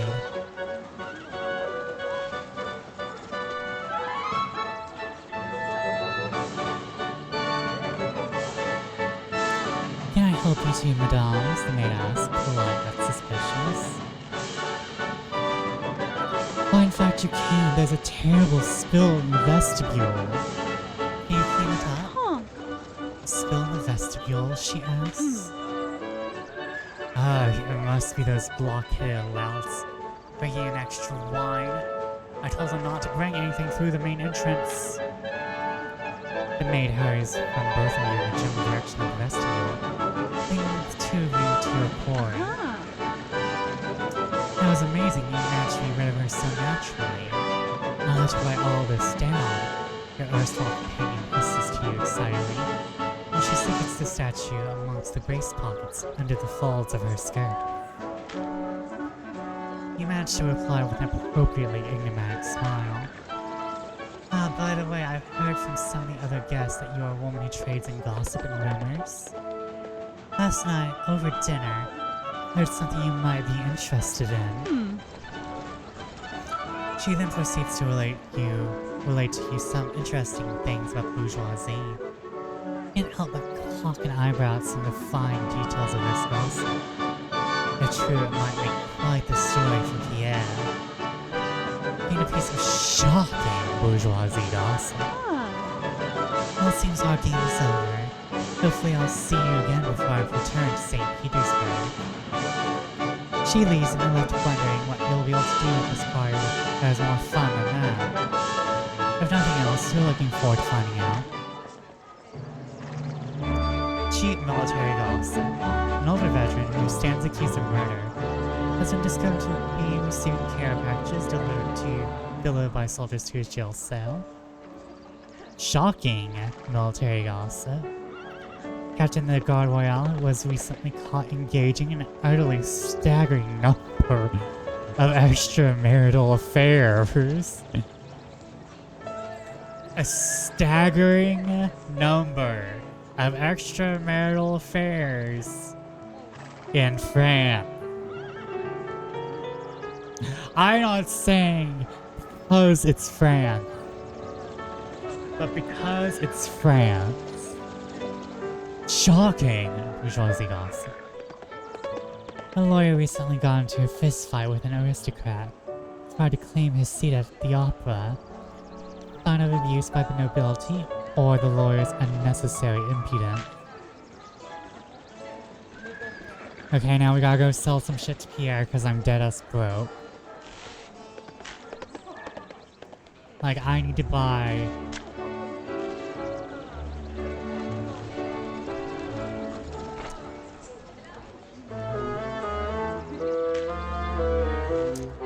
Sell gossip.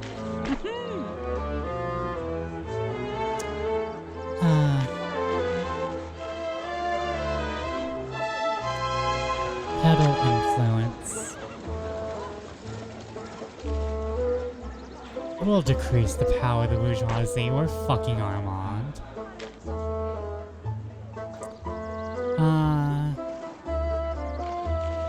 And we'll sell the military gossip. This second line is a lie, because once... Oh wait, hold on.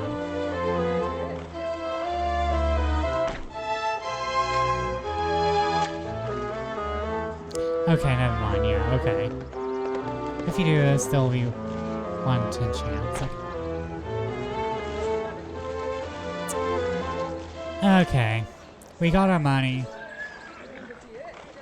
We can buy new dresses.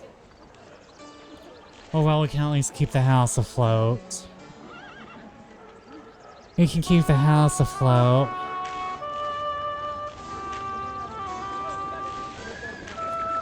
I'm going to a revolution party.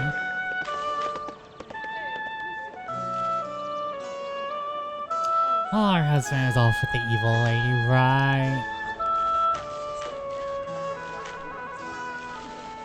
Damn, our husband going off with the evil lady. I hope she dies. I hope no matter where in the story she dies.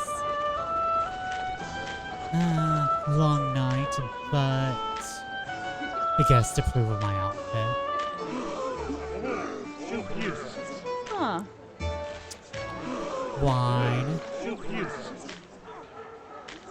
I'm almost at 100 credibility. Okay, which one of you?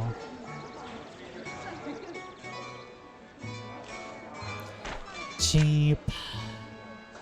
Cheap. Ooh. Ooh. Ooh. I hate to sound like ooh. But our credibility could take a hit though.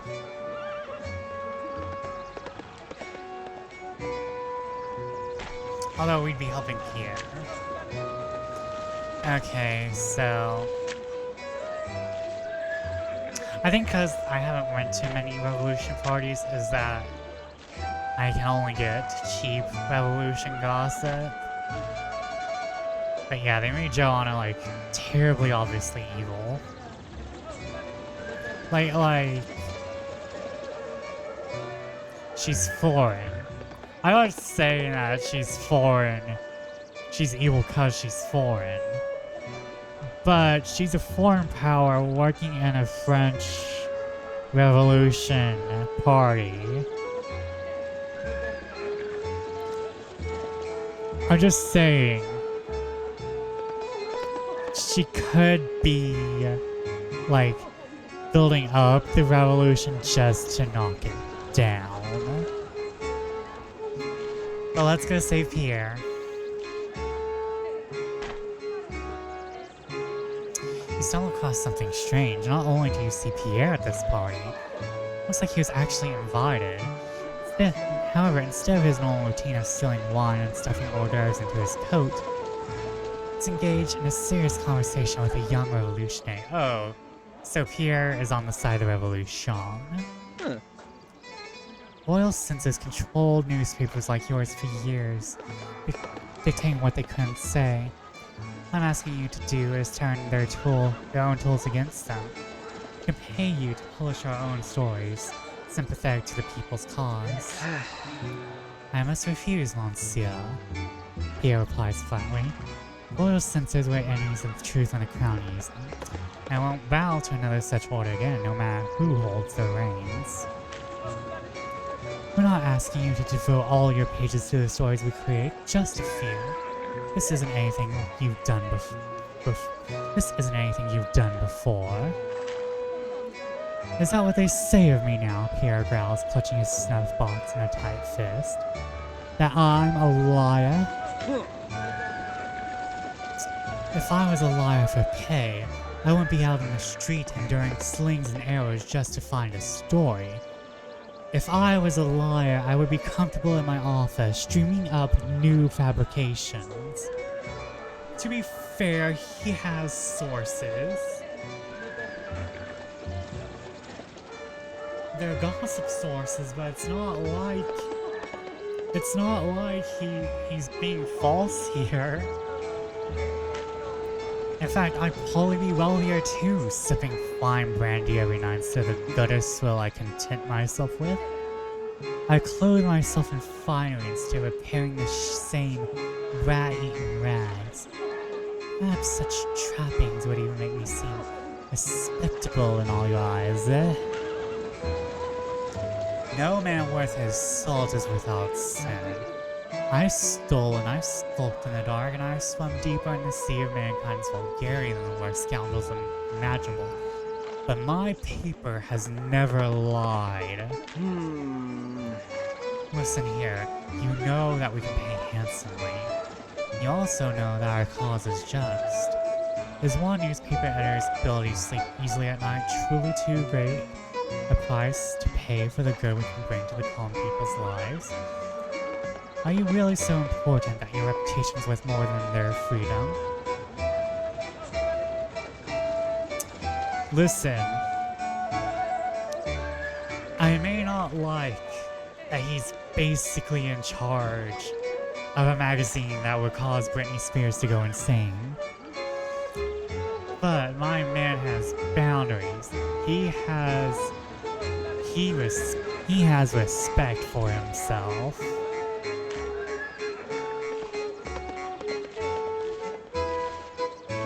Oh, we're the villain in this situation.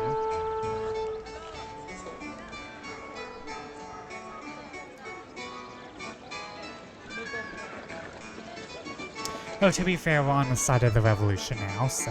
Oh. The furrow in Pierre's brow only grows deeper, and a bead of sweat forms on his brow. Yeah, I like the writing in this game. The writing is very good. Oh, I'm speaking directly into the mic. Pierre looks at you and shakes his head. Oh, fine, I'll publish your fictions. Just give me the money and let's get on with it. Oh. Did I not have enough credibility for that? The revolutionary hands Pierre a purse of coins. Here's your advance. I'll send someone over with our requests in the morning. The editor takes the money, but he doesn't even look the revolutionary in the eye. Now, if you two can excuse me, I'm going to drink myself into a gutter. Pierre mumbles before walking away from the two of you. Thank you for making him see sense, the revolutionary says with a smile. In fact, let me give you one of our latest stories as payment for your efforts. You gain a piece of outrageous crown gossip. The crown has lost some power. The revolution has gained some power. Okay, this is working out in our favor. With that, the revolutionary excuses himself, and you are left to your own devices. Okay. We have Sushi Head Lady. Oh, that's the breaking in one. Okay. That looks dangerous. The ambitious revolutionary is in need of an introduction to someone more well established than himself. Such thing is often a valuable opportunity.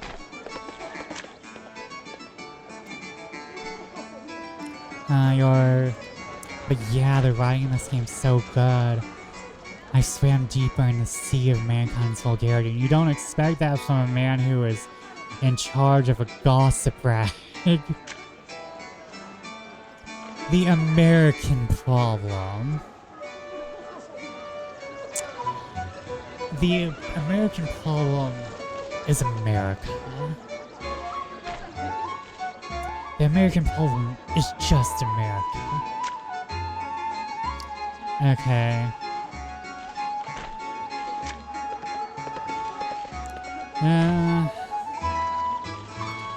We're gonna pick the dangerous one. We're gonna live dangerously. Bonsoir, Madame Decaux. You're just the woman I'm looking for. There's an older man you don't recognize. Don't worry, I'm not here to ask anything that's too untoward. You're not handsome enough to do untoward things to me. You're not handsome enough for that, sir. You're not, You're not broad and hairy-chested enough. You're not twink enough.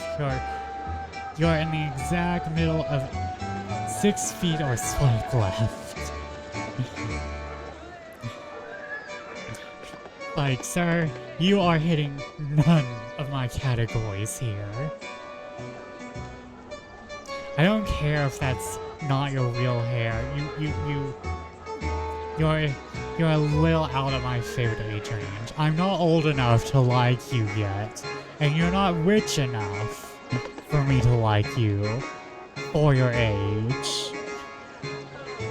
I am sorry. I probably have more money than you do. I mean, in game. Bonsoir, oh, okay, yeah, I already read all that. Given that your introduction to revolutionaries is meeting maximum, this declaration is a little surprising. You see, there's a man I wish to speak with about the political future of the revolution. But he's notoriously untrusting of strangers. I was hoping that you could introduce me to him. The man continues, slowly pointing to a man that looks eerily similar to himself. If people are asking you for introductions, perhaps you are truly well settled in Paris after all. The man also seems to sort that would know quite a bit of gossip about the revolution. It says medium. Mean to ask questions, he replies. But of course, he laughs. After all, the man you're introducing me to is likely to do the same, no? I may as well get warmed up before the main event. It takes very little effort on your part to guide this particular conversation. I ask him a few questions about his personal history and aspirations, which he answers gladly. So it helps fill in the gaps on a rumor you heard earlier.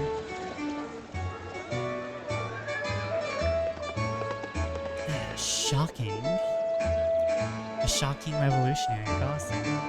Oh, am I in ads? Damn it, I've been ads for 3 whole minutes, and I haven't even realized. You'll wait for ads because I was being a dum-dum. You'll wait for ads because I was being a dum-dum. Actually, I'm going to go get water. Hold up. I'll BRB.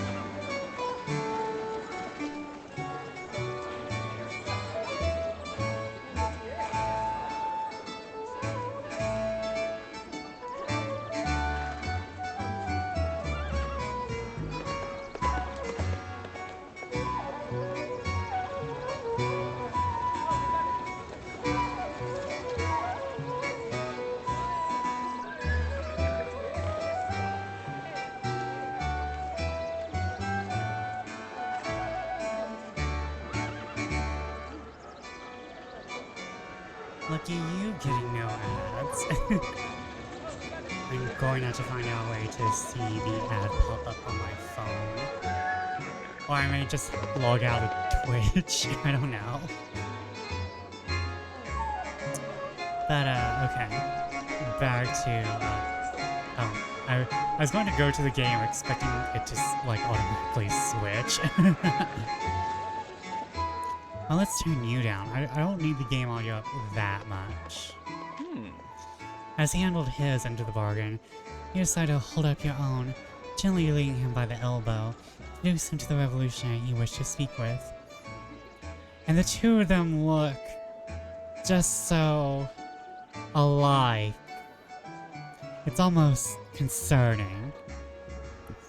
I love it when games get meta like this. It's like, that's this NPC thing is kind of concerning, this shared assets. Perhaps you've simply been attending too many parties. Perhaps Paris's reruns of fashion is a little too strong. Regardless, you have what you came for. You've already fulfilled your own obligations. You politely excuse yourself and leave them to whatever verbal sparring they have planned next. Oh, this is a three-turn party? Oh my. I haven't had a three-turn party. Okay. I want to fix my credibility up. I want to be back over 90. But I want more gossip.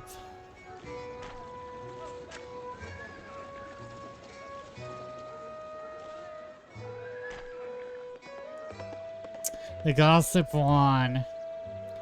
Find yourself in the middle of a conversation with a woman deeply connected to the revolution. Someone called Pauline Lyon. Your conversation partner is fiery, tends to focus more on rhetoric than anything else. But it could be worse. She could be boring. Is there anything worse than a conversational partner who goes on and on and on? Doesn't realize that they're boring? I don't think there is. You just can't remove yourself from the conversation. There's just no clear-cut way to surgically remove yourself. It's clear that she considers nobody beyond reproach, which generally means she enjoys excoriating them for their various perceived failings. Oh, she's Twitter.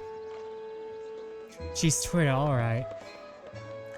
The shocking rumors she's discussing at the moment are sure to concern the going-ons of the revolution. That's not true of all revolutionaries, interrupts the woman who strode into the middle of your conversation. Ma'am, please. Me. I'm not saying that it is. I'm referring to a specific person. Sigh. They're both Twitter. She's talking about a specific person who probably didn't do much wrong. And she's the pancakes and waffle Twitter user. Oh, well, you love pancakes, so that means you must hate waffles, right? No, bitch, where'd you get that from? This is the one who wants to cancel everyone, and this is Pancake Waffle Bitch. If you let this go on, you'll never hear the rest of that rumor. Hold on, I think if you had the rest of her story, it would become much clearer. I assure you that I'm both specific and egalitarian with my personal venom. I kinda like her though. She may be Twitter, but I like her. Fine, I can wait then, to see if there's any merit to this. The interloper concedes slowly. Now, as I was saying, conversation partner says, smiling as she begins to delve deeper into the details of the latest and decorous conduct she's overheard. You've gained a piece of shocking revolution gossip. the valuable details memorized, you continue the conversation, only to find that the interloper doesn't have much to contribute herself. Apparently needlessly chiding others is her chief method of interacting with the world around her. Eventually, you take your leave of them both. Outrageous crown gossip. The queen plans to grant a title to one of her closest female friends. Is the queen recognizing merit or merely giving honors to her personal favorites? That's not a reference to anything. Wink. Actually, yeah, that would not be a reference to anything, since that was an entirely different queen with the lesbian favors. Shocking revolution gossip. A trio of Third Estate delegates in Paris for their Estates General were detained by the Guillette Royale. The Guillette harassing honorable men are forced to act against boorish provocateurs. I mean, I took a little hit and everything, but I got some gossip. You look up at the sound of Camille knocking on your doorframe. Good morning, madame. I'm here to take all your money. Pay your rent and servants.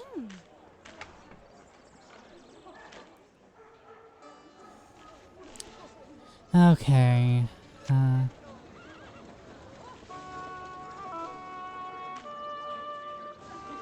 I don't want to get to too many parties. I want to do some story.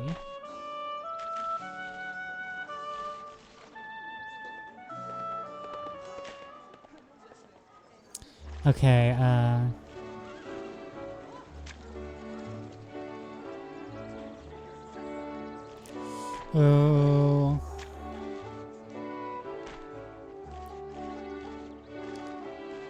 Okay, first off, so we gotta make some money. We have ads on Twitch to make my money, and we had to go to Pierre to make Yvette money. Blah blah blah blah blah. Okay, the church. I can grab something about the church. Okay. We're going to peddle influence. Decrease the power of the crown greatly.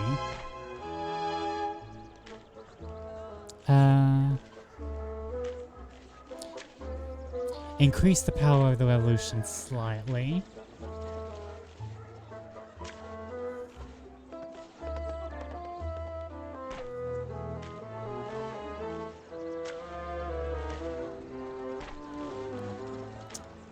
Okay. We've power played. And now, we go and talk to her husband. Ah, fuck, my husband's about to fuck me over, and not in a pleasant way. Well, my fiancé, but still. This man is about to remove most of my credibility. Well, a good chunk. And put me in peril. Man, I love a dangerous boy. Let's go. Armand has requested your assistance with one of the events he's putting on. The mysterious Frankish Habsburgian Society. For better or worse, this Joanna woman may also be there. Good, I can strangle her. Not a long walk to the address Armand provided in his letter. But you wait until nighttime before you head out. He said that these noble persons are in Paris attending the Estates General, which means that they only be free later in the day, when they're out of session.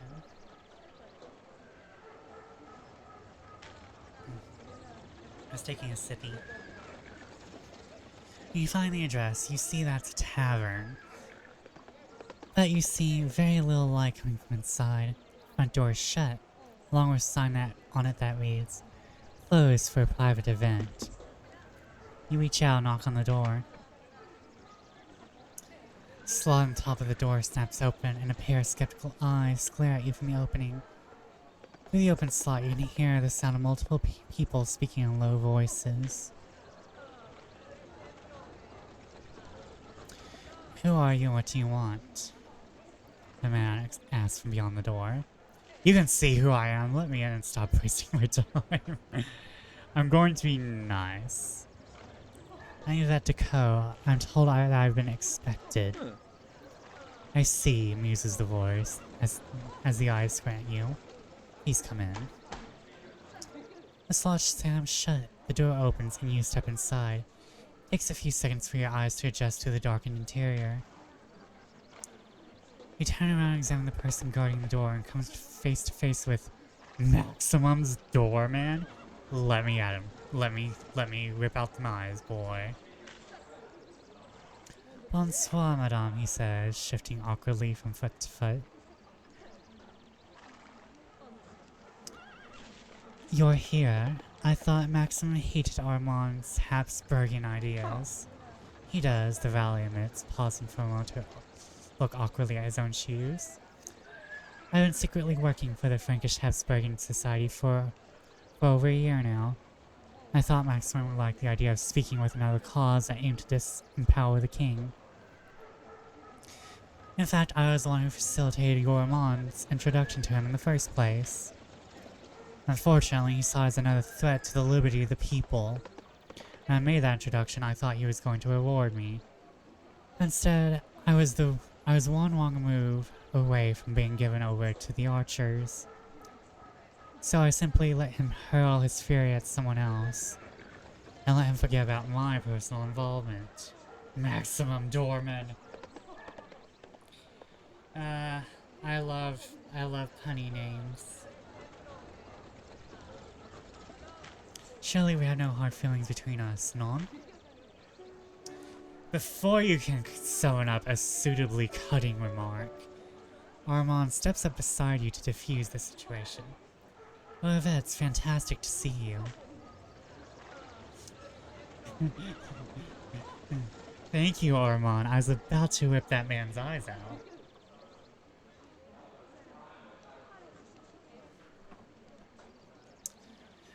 I was about to do very unsuitable things to that doorman, and not in a pleasurable way. I mean, they would need censorship.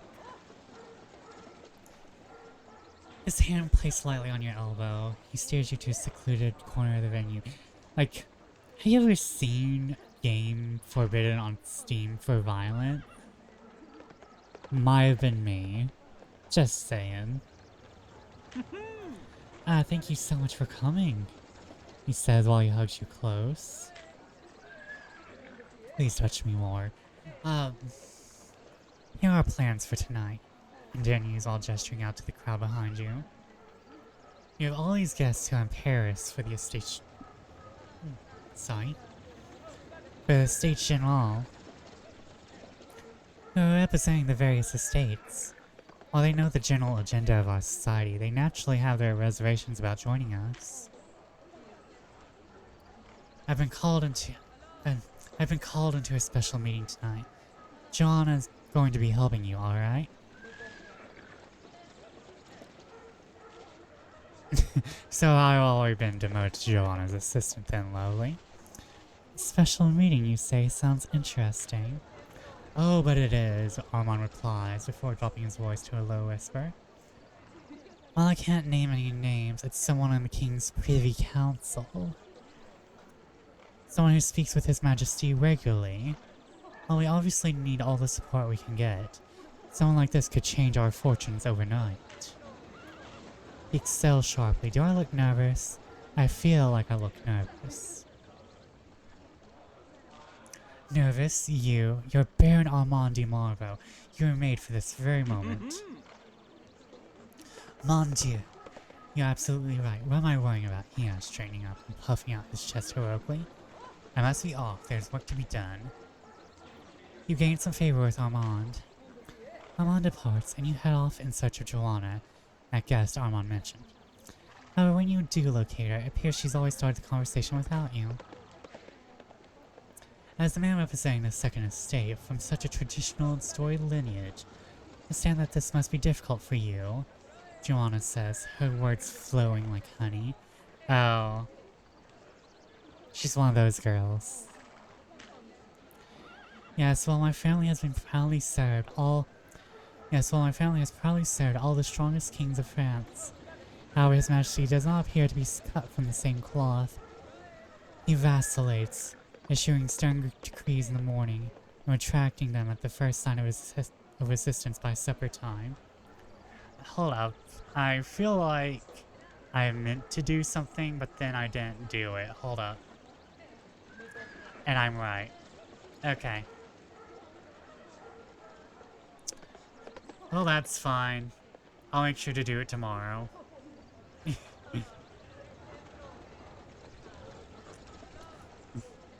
I forgot to advertise myself in streams besides my own.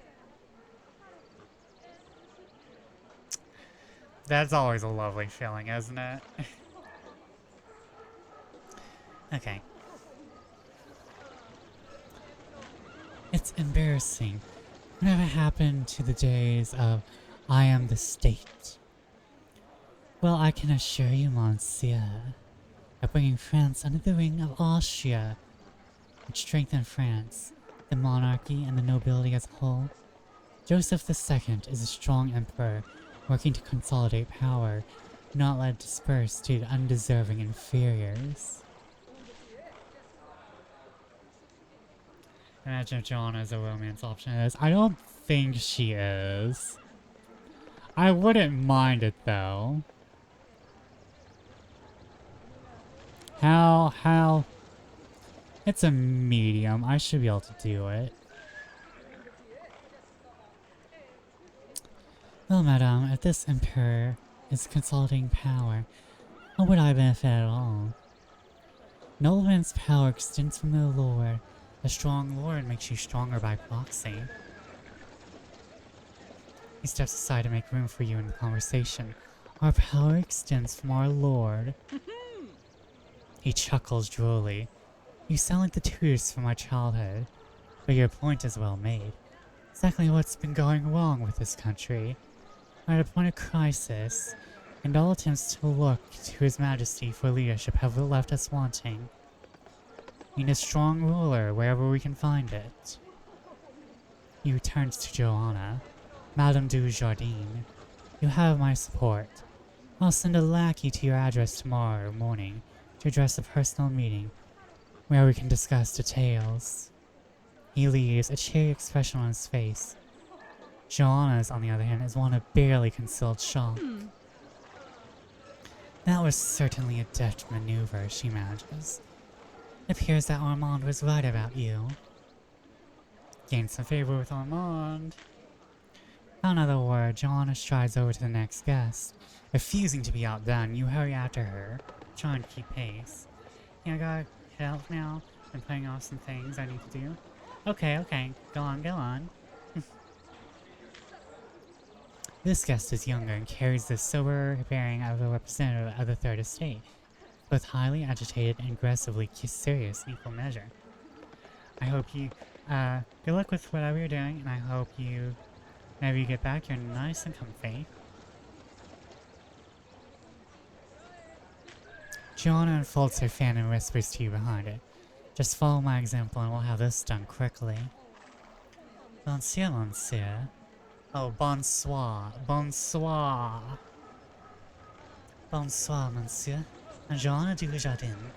I've been told that you are a well-respected judge from the Hainaut, bordering the Austrian Netherlands.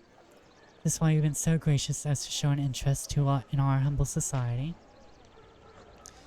You are very well informed, he amends. Additionally, my family extends beyond France, to the other side of the border. This has been a source of some of my interest. However, I'm still deeply concerned about the future. By all accounts, I agree with Joseph II, especially his edicts of religious tolerance. Always sounds good to let a good man take on more power. What about the man who will someday come after him?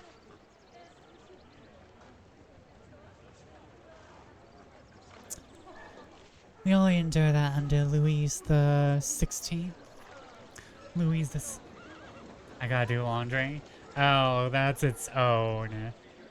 That's its own special hell. I wish you the best. We only endure that. We only endure that under Louis XVI. This will let us choose a better man today. A choice of kings. Yes, almost confused by your point. It's certainly a unique opportunity in this.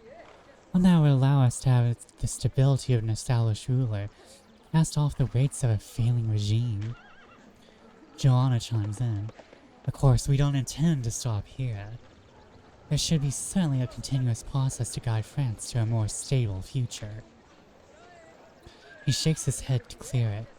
I must take my leave as I'm needed early tomorrow. However, I will reach out to you, Madame Dujardin, and we can discuss details. And also bet your life that I will be part of your continuous process. Oh, I would only be satisfied with your continued, enthusiastic involvement. He leaves, stunned but obviously energized. Huh.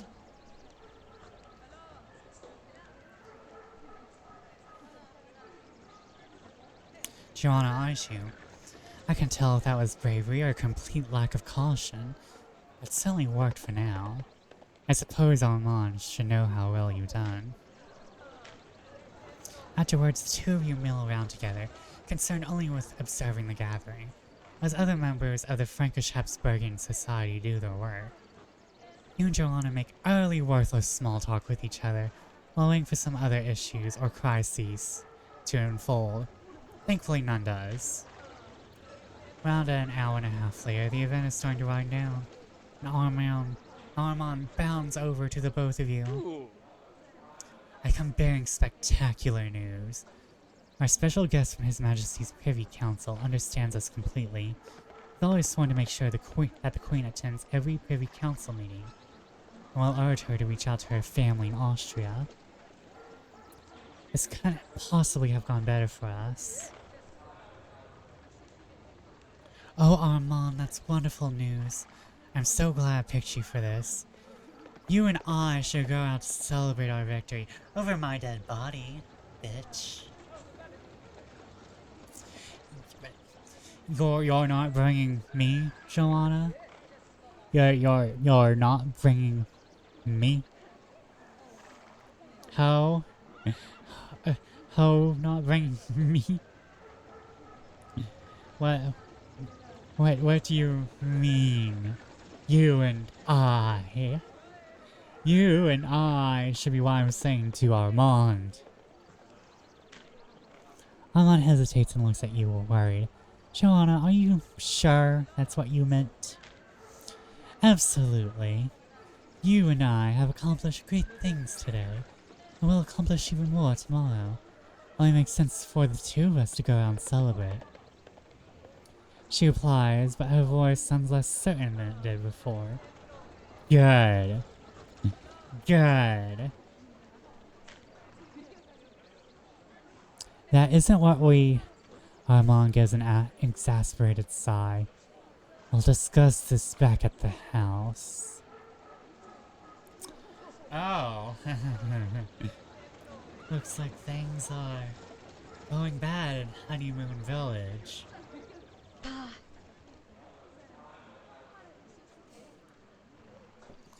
You're right, she says levelly to Armand. Her eyes stay focused on you. We have a lot to discuss. With that, Joanna turns and leaves, just leaving you and Armand as things filter out. Jerome starts cleaning up, but you studiously ignore him.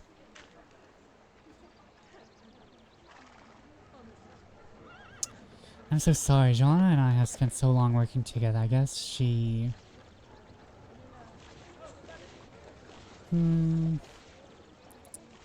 How about you? Are you interested in her? Is it odd to say that I'm not? There's nothing that I find particularly unattractive about her, but the thought simply never crossed my mind, he says with a shrug. He shakes his head. It's so strange, I almost feel guilty for saying it like that. The two of you stand around together, just watching the party continue to disperse, holding each other's hand. He sighs and gives you a quick quick kiss. A quick quiz. Chris. Chris. I'm sorry, but I must go. At this time of night, patrols are going to start picking up soon. I can't risk getting questioned by any kind of authorities. Please visit me soon. I want to do something together with you. Just you and me, no politics. I swear it. Foreign Powers is now available for you to visit on the Paris map. After one last embrace, the two of you part ways and you head home. For you, the walk will be short. All this progress. It feels like something's coming to a head. But what? The head is the revolution.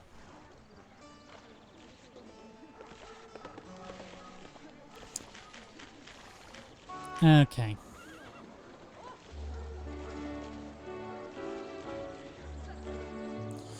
Oh.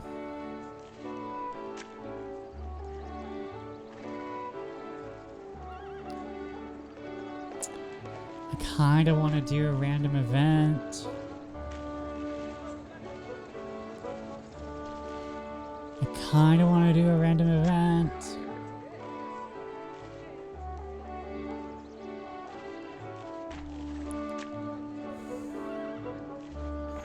Visit the location. Decide to spend the day walking alongside the river. Halfway through your walk, you notice the sun hitting the water just right, lending brilliant light to the colorful ships and boats. The chance moment that looks beautiful as a painting. Hustling against a railing to just take it all in. Nearby, you watch a small pirate ferry bump into a lavish pleasure craft, igniting streams of insults and violent oaths from the pilots of the two crafts. Just as the ferryman pulls his oar out of the water to hit someone, notice that you're not watching this scene alone. A man in black and white with a curious brooch on his jacket, watching the same scene as yourself. Ooh. Ooh, Armand might have some competition now. Beautiful music, isn't it? I wouldn't call two men threatening the virtue of each other's mother's music. Wait, hold on, let me repeat that. I wouldn't call two men threatening the virtue of each other's mother's music. I simply cannot agree, he says with surprising confidence for such an odd statement. There's a musicality to all things. After all, music is mathematics. Mathematics can be found everywhere in the natural world. It's a hobby of mine to seek out new sounds and see if they can be incorporated into my next composition. Oh, he's a lo-fi artist. Okay. As chaotic as it seems, even this everyday conflict has a familiar rhythm, order, and tempo, just like music. Okay, so he does ambience as well.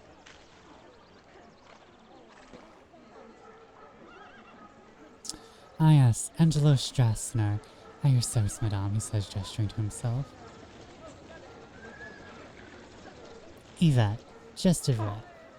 Well, just Yvette. It's just a pleasure to meet you. We spoke of music earlier, and I realized that you may be able to help me. I have a decision that left me quite divided. I recently finished a new composition. I'm looking for a sponsor who could help me fund the first performance of it. But I don't know which to pursue. As of right now, the two groups with the most influence in the world of music are the church and the bourgeoisie. I'm certain my composition will bring popularity to whomever sponsors it. I don't know who would be best for me.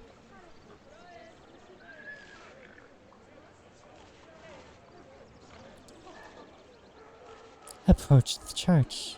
They've been sponsoring composers since time immemorial. That's quite a good point. He nods along, coming around to your idea.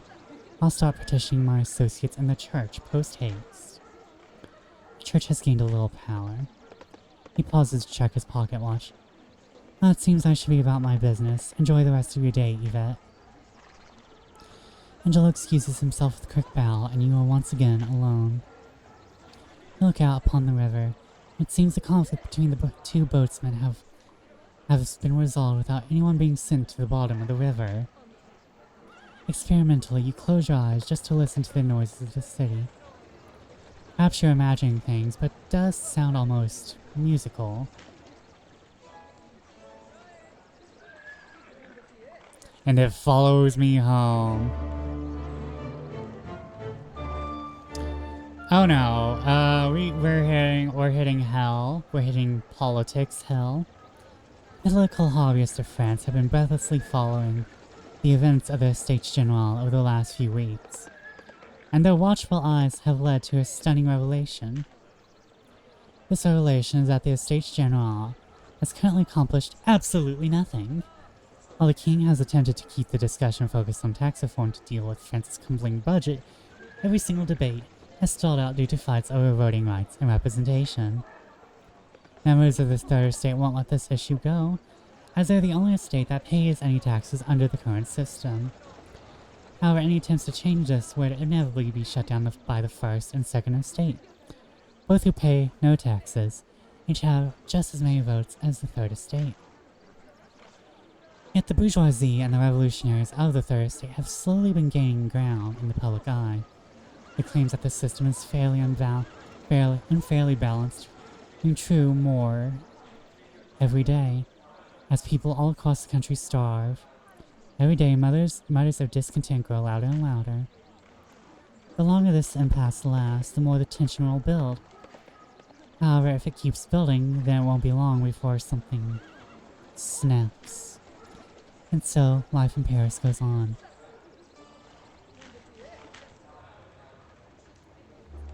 Okay.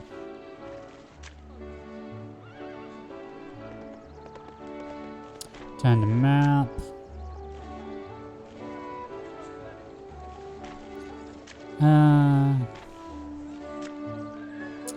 I want to continue this story. Let's see what's happening.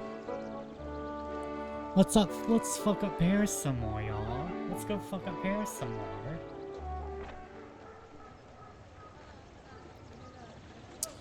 You wait until late evening before you walk to Armand's home.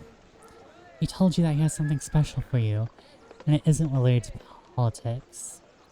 The very possibility of this brings a giggle to your lips. You're fairly certain that just being engaged to Armand has made you more informed about the political landscape of France more than some of the ministers in Versailles. Oh, hold on. More informed about the political landscape of France than some of the ministers in Versailles. He can't help talking about it, and you soak up knowledge without even trying to do it. When you finally arrive, you knock on the door, but there's no answer. You wait for a while before knocking again, more insistently this time. Come in, the door's unlocked, you hear him call from inside. Let's certainly unlock him already. Should men conspiring against the king leave their doors unlocked? No, but it's fine. He's hot. He's a himbo. Well, he's not a himbo, he just has moments. You step inside and find the house to be more clean than the last time you were here. It still has the Spartan feeling of an outpost, but at least all the books and papers have been organized into reasonable piles. Armand calls in the direction of the kitchen. Please make yourself at home, Mache. Managed to find a seat at the dining room table, which has already been cleaned off. It's been covered with a fresh tablecloth on it. There's a bottle of red wine already uncorked, which has been left out to breathe on the table. Oh my. Hold up. Hold up. What?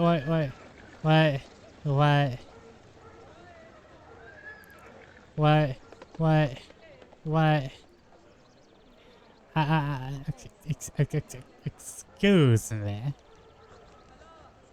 Hold on, why are you looking at me like that?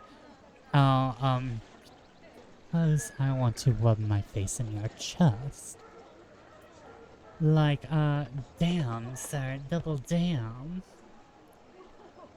And is that, where in the name, Where in the name of Satan?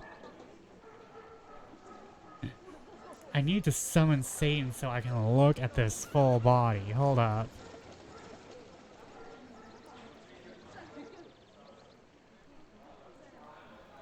Which button is it? Which button removes the thing? Which button removes... Oh, fuck me, I guess. Oh, I'm just admiring your new choices in fashion. Well, I'm glad you find it appetizing. Says and puts the bowls down at your spots and then takes a seat. Why, yes, I'm quite hungry. For all the meat. I'm quite starving. Please feed me. He pauses to pour you both some wine. Looking more closely at the ball, you immediately recognize as the same vintage you shared at last Sing. The night before Armand left for Paris. That night feels like a lifetime ago. To long-awaited reunions and chasing our dreams, he toasts. You both clink glasses and drink deep. Tastes exactly as you remember, and brings a flood of memories with it. You dig into the hearty stew of duck, sausage, and white beans. It's not hot cuisine, but it's flavorful and satisfying. As you can tell, I've had to learn to cook myself. At the risk of sounding arrogant, I have to say that I've taken to it quite well. Though no matter how good I'll get, I must admit I'll always miss Miss Camille's cooking. That little maid is astonishing in the kitchen. I certainly envy you for still having her. Speaking of which, how are you finding her? I think she's an absolute delight. Isn't she, though? There were days I thought her absolutely mad, but I was eventually charmed by her indefatigable optimism. Gained some favor with Armand. The conversation dies for a moment while you both finish your meals. At the very end, you use a small hunk of bread to sop up the remaining stew. It tastes absolutely delightful. I want to thank you one last time for joining us at our event. I promise to stay away from politics, so I'll not delve into the details. But it's lovely to have your support. Seeing you there made me proud.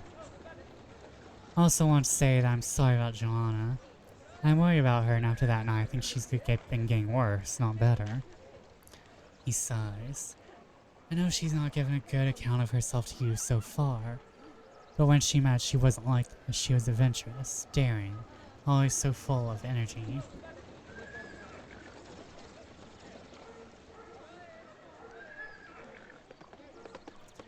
And always so full of energy for the society and our plans.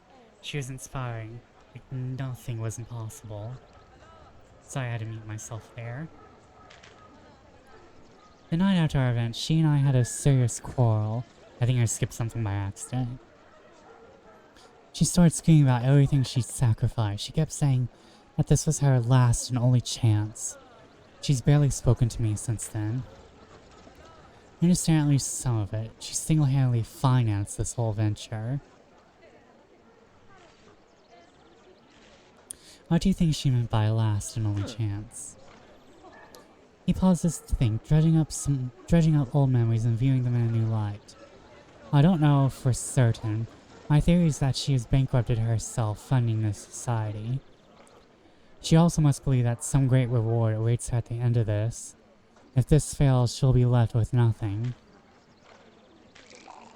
Together, the two of you easily finish the bottle of wine, and without skipping a beat, Armand produces another one, nearly identical. He fills both of your glasses. This dinner brings with it an almost overpowering sense of familiarity. The conversations you had in the village together only took place but a few minutes ago, and you're now picking up exactly where you left off. You look up from your wine and see Armand staring at you with a ferocious intensity. It appears that the dinner is over, and I believe we are still hungry. I mean, yeah. I think I can help with that. Let me clear the table. Shink. Shink. I mean, you weren't using those glasses, right? Ever again? Clash. Clatter. Push him to the table of that. You stand up from your seat and pull the tablecloth off to the side, sending all the empty dishes and balls scattering around the floor. Armand doesn't even blink. You hike up your skirts, kneel on the table, and crawl across it towards him. He reaches out to you, and the tension in the air only grows thicker. He stands up and you fling yourself against him. As the two of you kiss for the first time in so long, your eyes are closed, but you feel his free hand feeling its way up your body, undoing the ribbons that hold your dress shut. Oh, wait. Hold on. No. Wait. You want to whip your hands up his chest as your body slides open, and you already feel his hands reaching for the laces of your corset. Hold on. You gain quite a bit of favor with Armand, if that wasn't obvious. Eventually, sometime later, you started paying attention to the rest of the world again. Armand is in the kitchen, fetching you some water. Wait, Joanna was in the house? Joanna was in the house? Oh no. Joanna is gonna kill us now. Joanna was in this skrunkly ass fuck little hamlet of a house. She probably had us doing nasty. Twitch nearly demonetizing me. This game nearly demonetizing me from Twitch. That's Sherry, he calls in the kitchen. If you don't mind, I'm going to take some of these leftovers upstairs to Joanna's room, so she has something to eat. Oh, okay. Okay. Let's serve as a decent olive branch. You shrug and leave him to it. You're not exactly dying of thirst after all. The thirst has been quenched. Oh, she was in the house. Upstairs you hear the sound of breaking pottery, followed by a string of frantic cursing.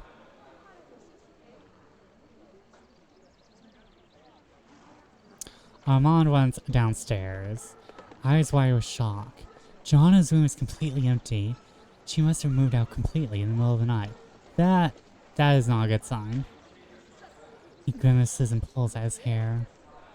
I'll look into this later, but I'm going to tell you a secret, just in case. He sits down near you and hands you a letter from his pocket before continuing in a low voice. Joanna Dujardin's real name is Joanna von Halbein. She doesn't yet know I learned this about her. Look down at the letter and see the name Joanna von Halbein in the signature, but you can't read the rest of it as it's written in German. I researched the name a little on my own, and to my knowledge, it appears that the von Halbeins are an Austrian noble family in deep decline. Damn it! You think about that signet ring of hers that you found in the home. The mysterious sigil is likely her family's crest. She wanted Armand to have it because it would be enough to have people in Austria help her. That means her family must still be relatively well known. I'm telling you this because I'm worried she might do something extreme. Joanna may be a lot of things, but forgiving is not one of them. If something occurs, we should be prepared. Murdy. I need to start reaching out to everyone else in society. I need to make sure they're still safe. I'm sorry, my Sherry. I'll need to depart immediately. If there's any consolation, I'll be able to walk you halfway home. Outside, the two of you walk together in awkward silence. The mood of the evening has certainly taken some sharp turns. Damn it, Joanna is going to kill everyone in the revolution just because she's a yandere. Finally, as you find yourself halfway home, Armand turns to you and says, I believe this is where we must part ways. Good night, my love. Please be sure to stay safe. Kiss on your cheek, he departs into the night to rally his fellow Habsburgians. As he disappears into the darkness, you'll wonder when you'll see him next. This is not going to end well for us.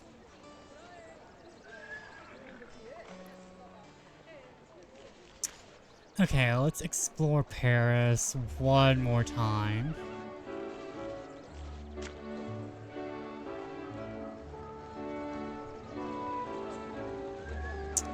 Ooh, okay. I mean, let's dance. Hold on. Do any of these offer me gossip?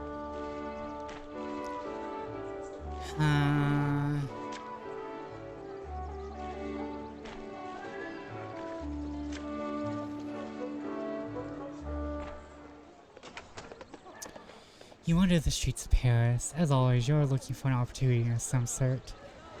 But a certain malaise drags at your every step.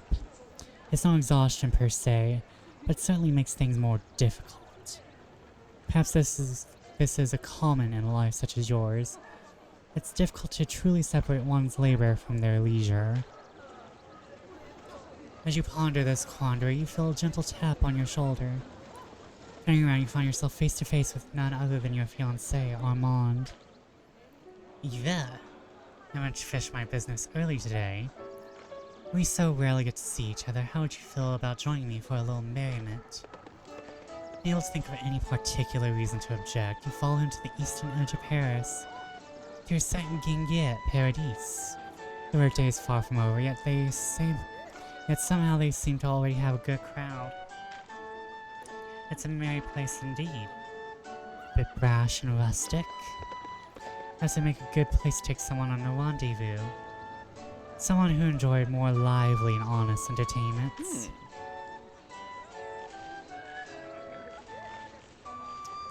I have to admit, I've gotten quite fond of this place. I can see why. Does it remind you of home as well? It really does, he laughs.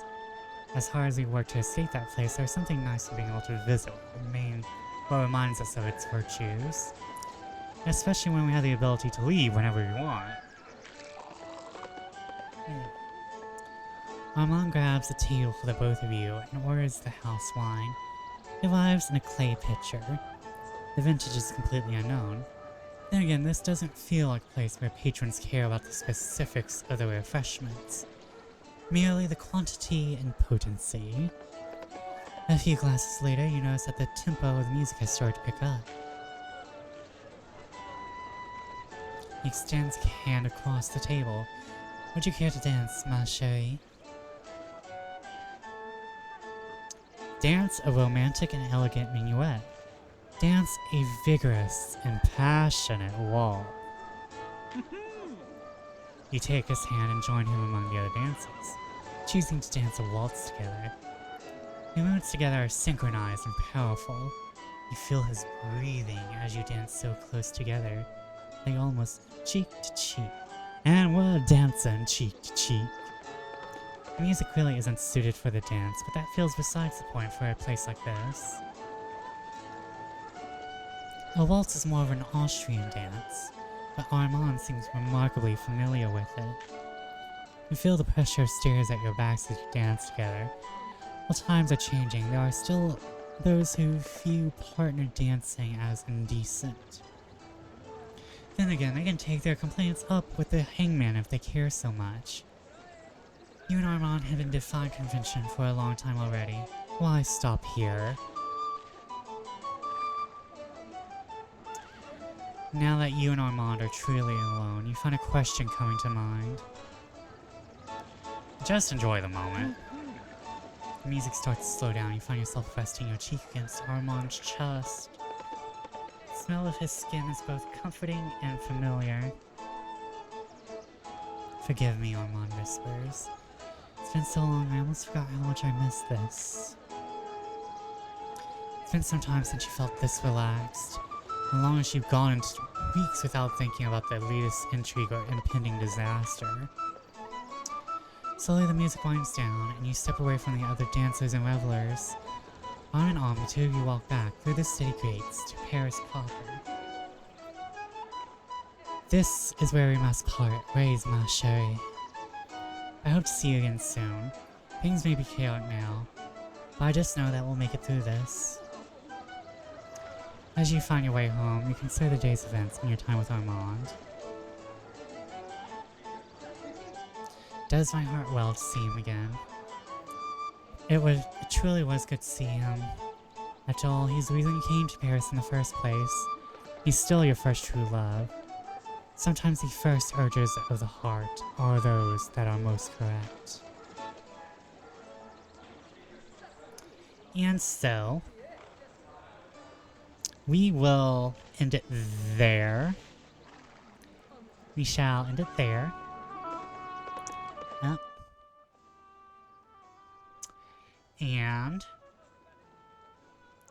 And just chatting.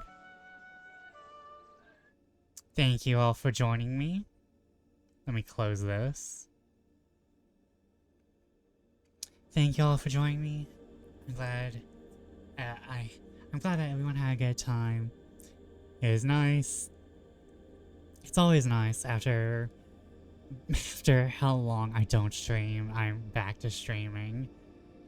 I stream 4 days a week, but that 3-day period just feels like a lifetime sometimes, you know? But I may start changing up streams. Not sure, because I may like something in the middle of that. It's like, it's on Thursday when I usually want a nap, or Friday when I want a good 7 p.m. nap. I had fun. We're continuing. We're figuring out the mysteries of everything. Unfortunately, Joanna's a bitch. She's evil and a cunt. And she looks like a cake. She's dressed like a cake, but not in a fun way. And unfortunately, she's about to fuck over the revolution that we just started building. Hold on, wait, I think I might be hearing ghosts. Hold on. I know, it's fine. I think I have time. Anyways, that's a fun game. I think we're getting close to the end of at least the second act. I'm not 100% sure how long the game is. I think it's probably 3 months, because that seems like the time span that this is happening. Like, everything happened in the first month, then everything happened in, now we're doing the second month and we're almost finished with that, and we're getting most of the Armand story this one. So I think that's what's happening. But anyways, thank you all for joining me. We will be back tomorrow with the new Airdorf, Molly Moon, Torpeldork, and Jesse Cox game. Well, the demo. They're not releasing the full game. They're probably releasing the full game soon after like they get some demo feedback. But we're gonna be playing that. And after we finish it, we'll probably do some Cultist Simulator if we have time. This new position is killer on the back. It's killer on the back. So I'm afraid of going more than 3 hours, because I'm just 3 hours in, and I need to go contact Jeff McBiceps. I need to go talk to him about my lower back pain now. Love you guys. Love the new follows. Love all my people. Love my lurkers. I would not be where I am today without you guys. Mwah. And thank you for joining me. We'll see who we're gonna raid. Hope I can help you guys find someone that you can love as well. Let's see here.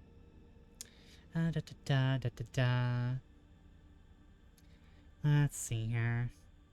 Who's still on? Who is on?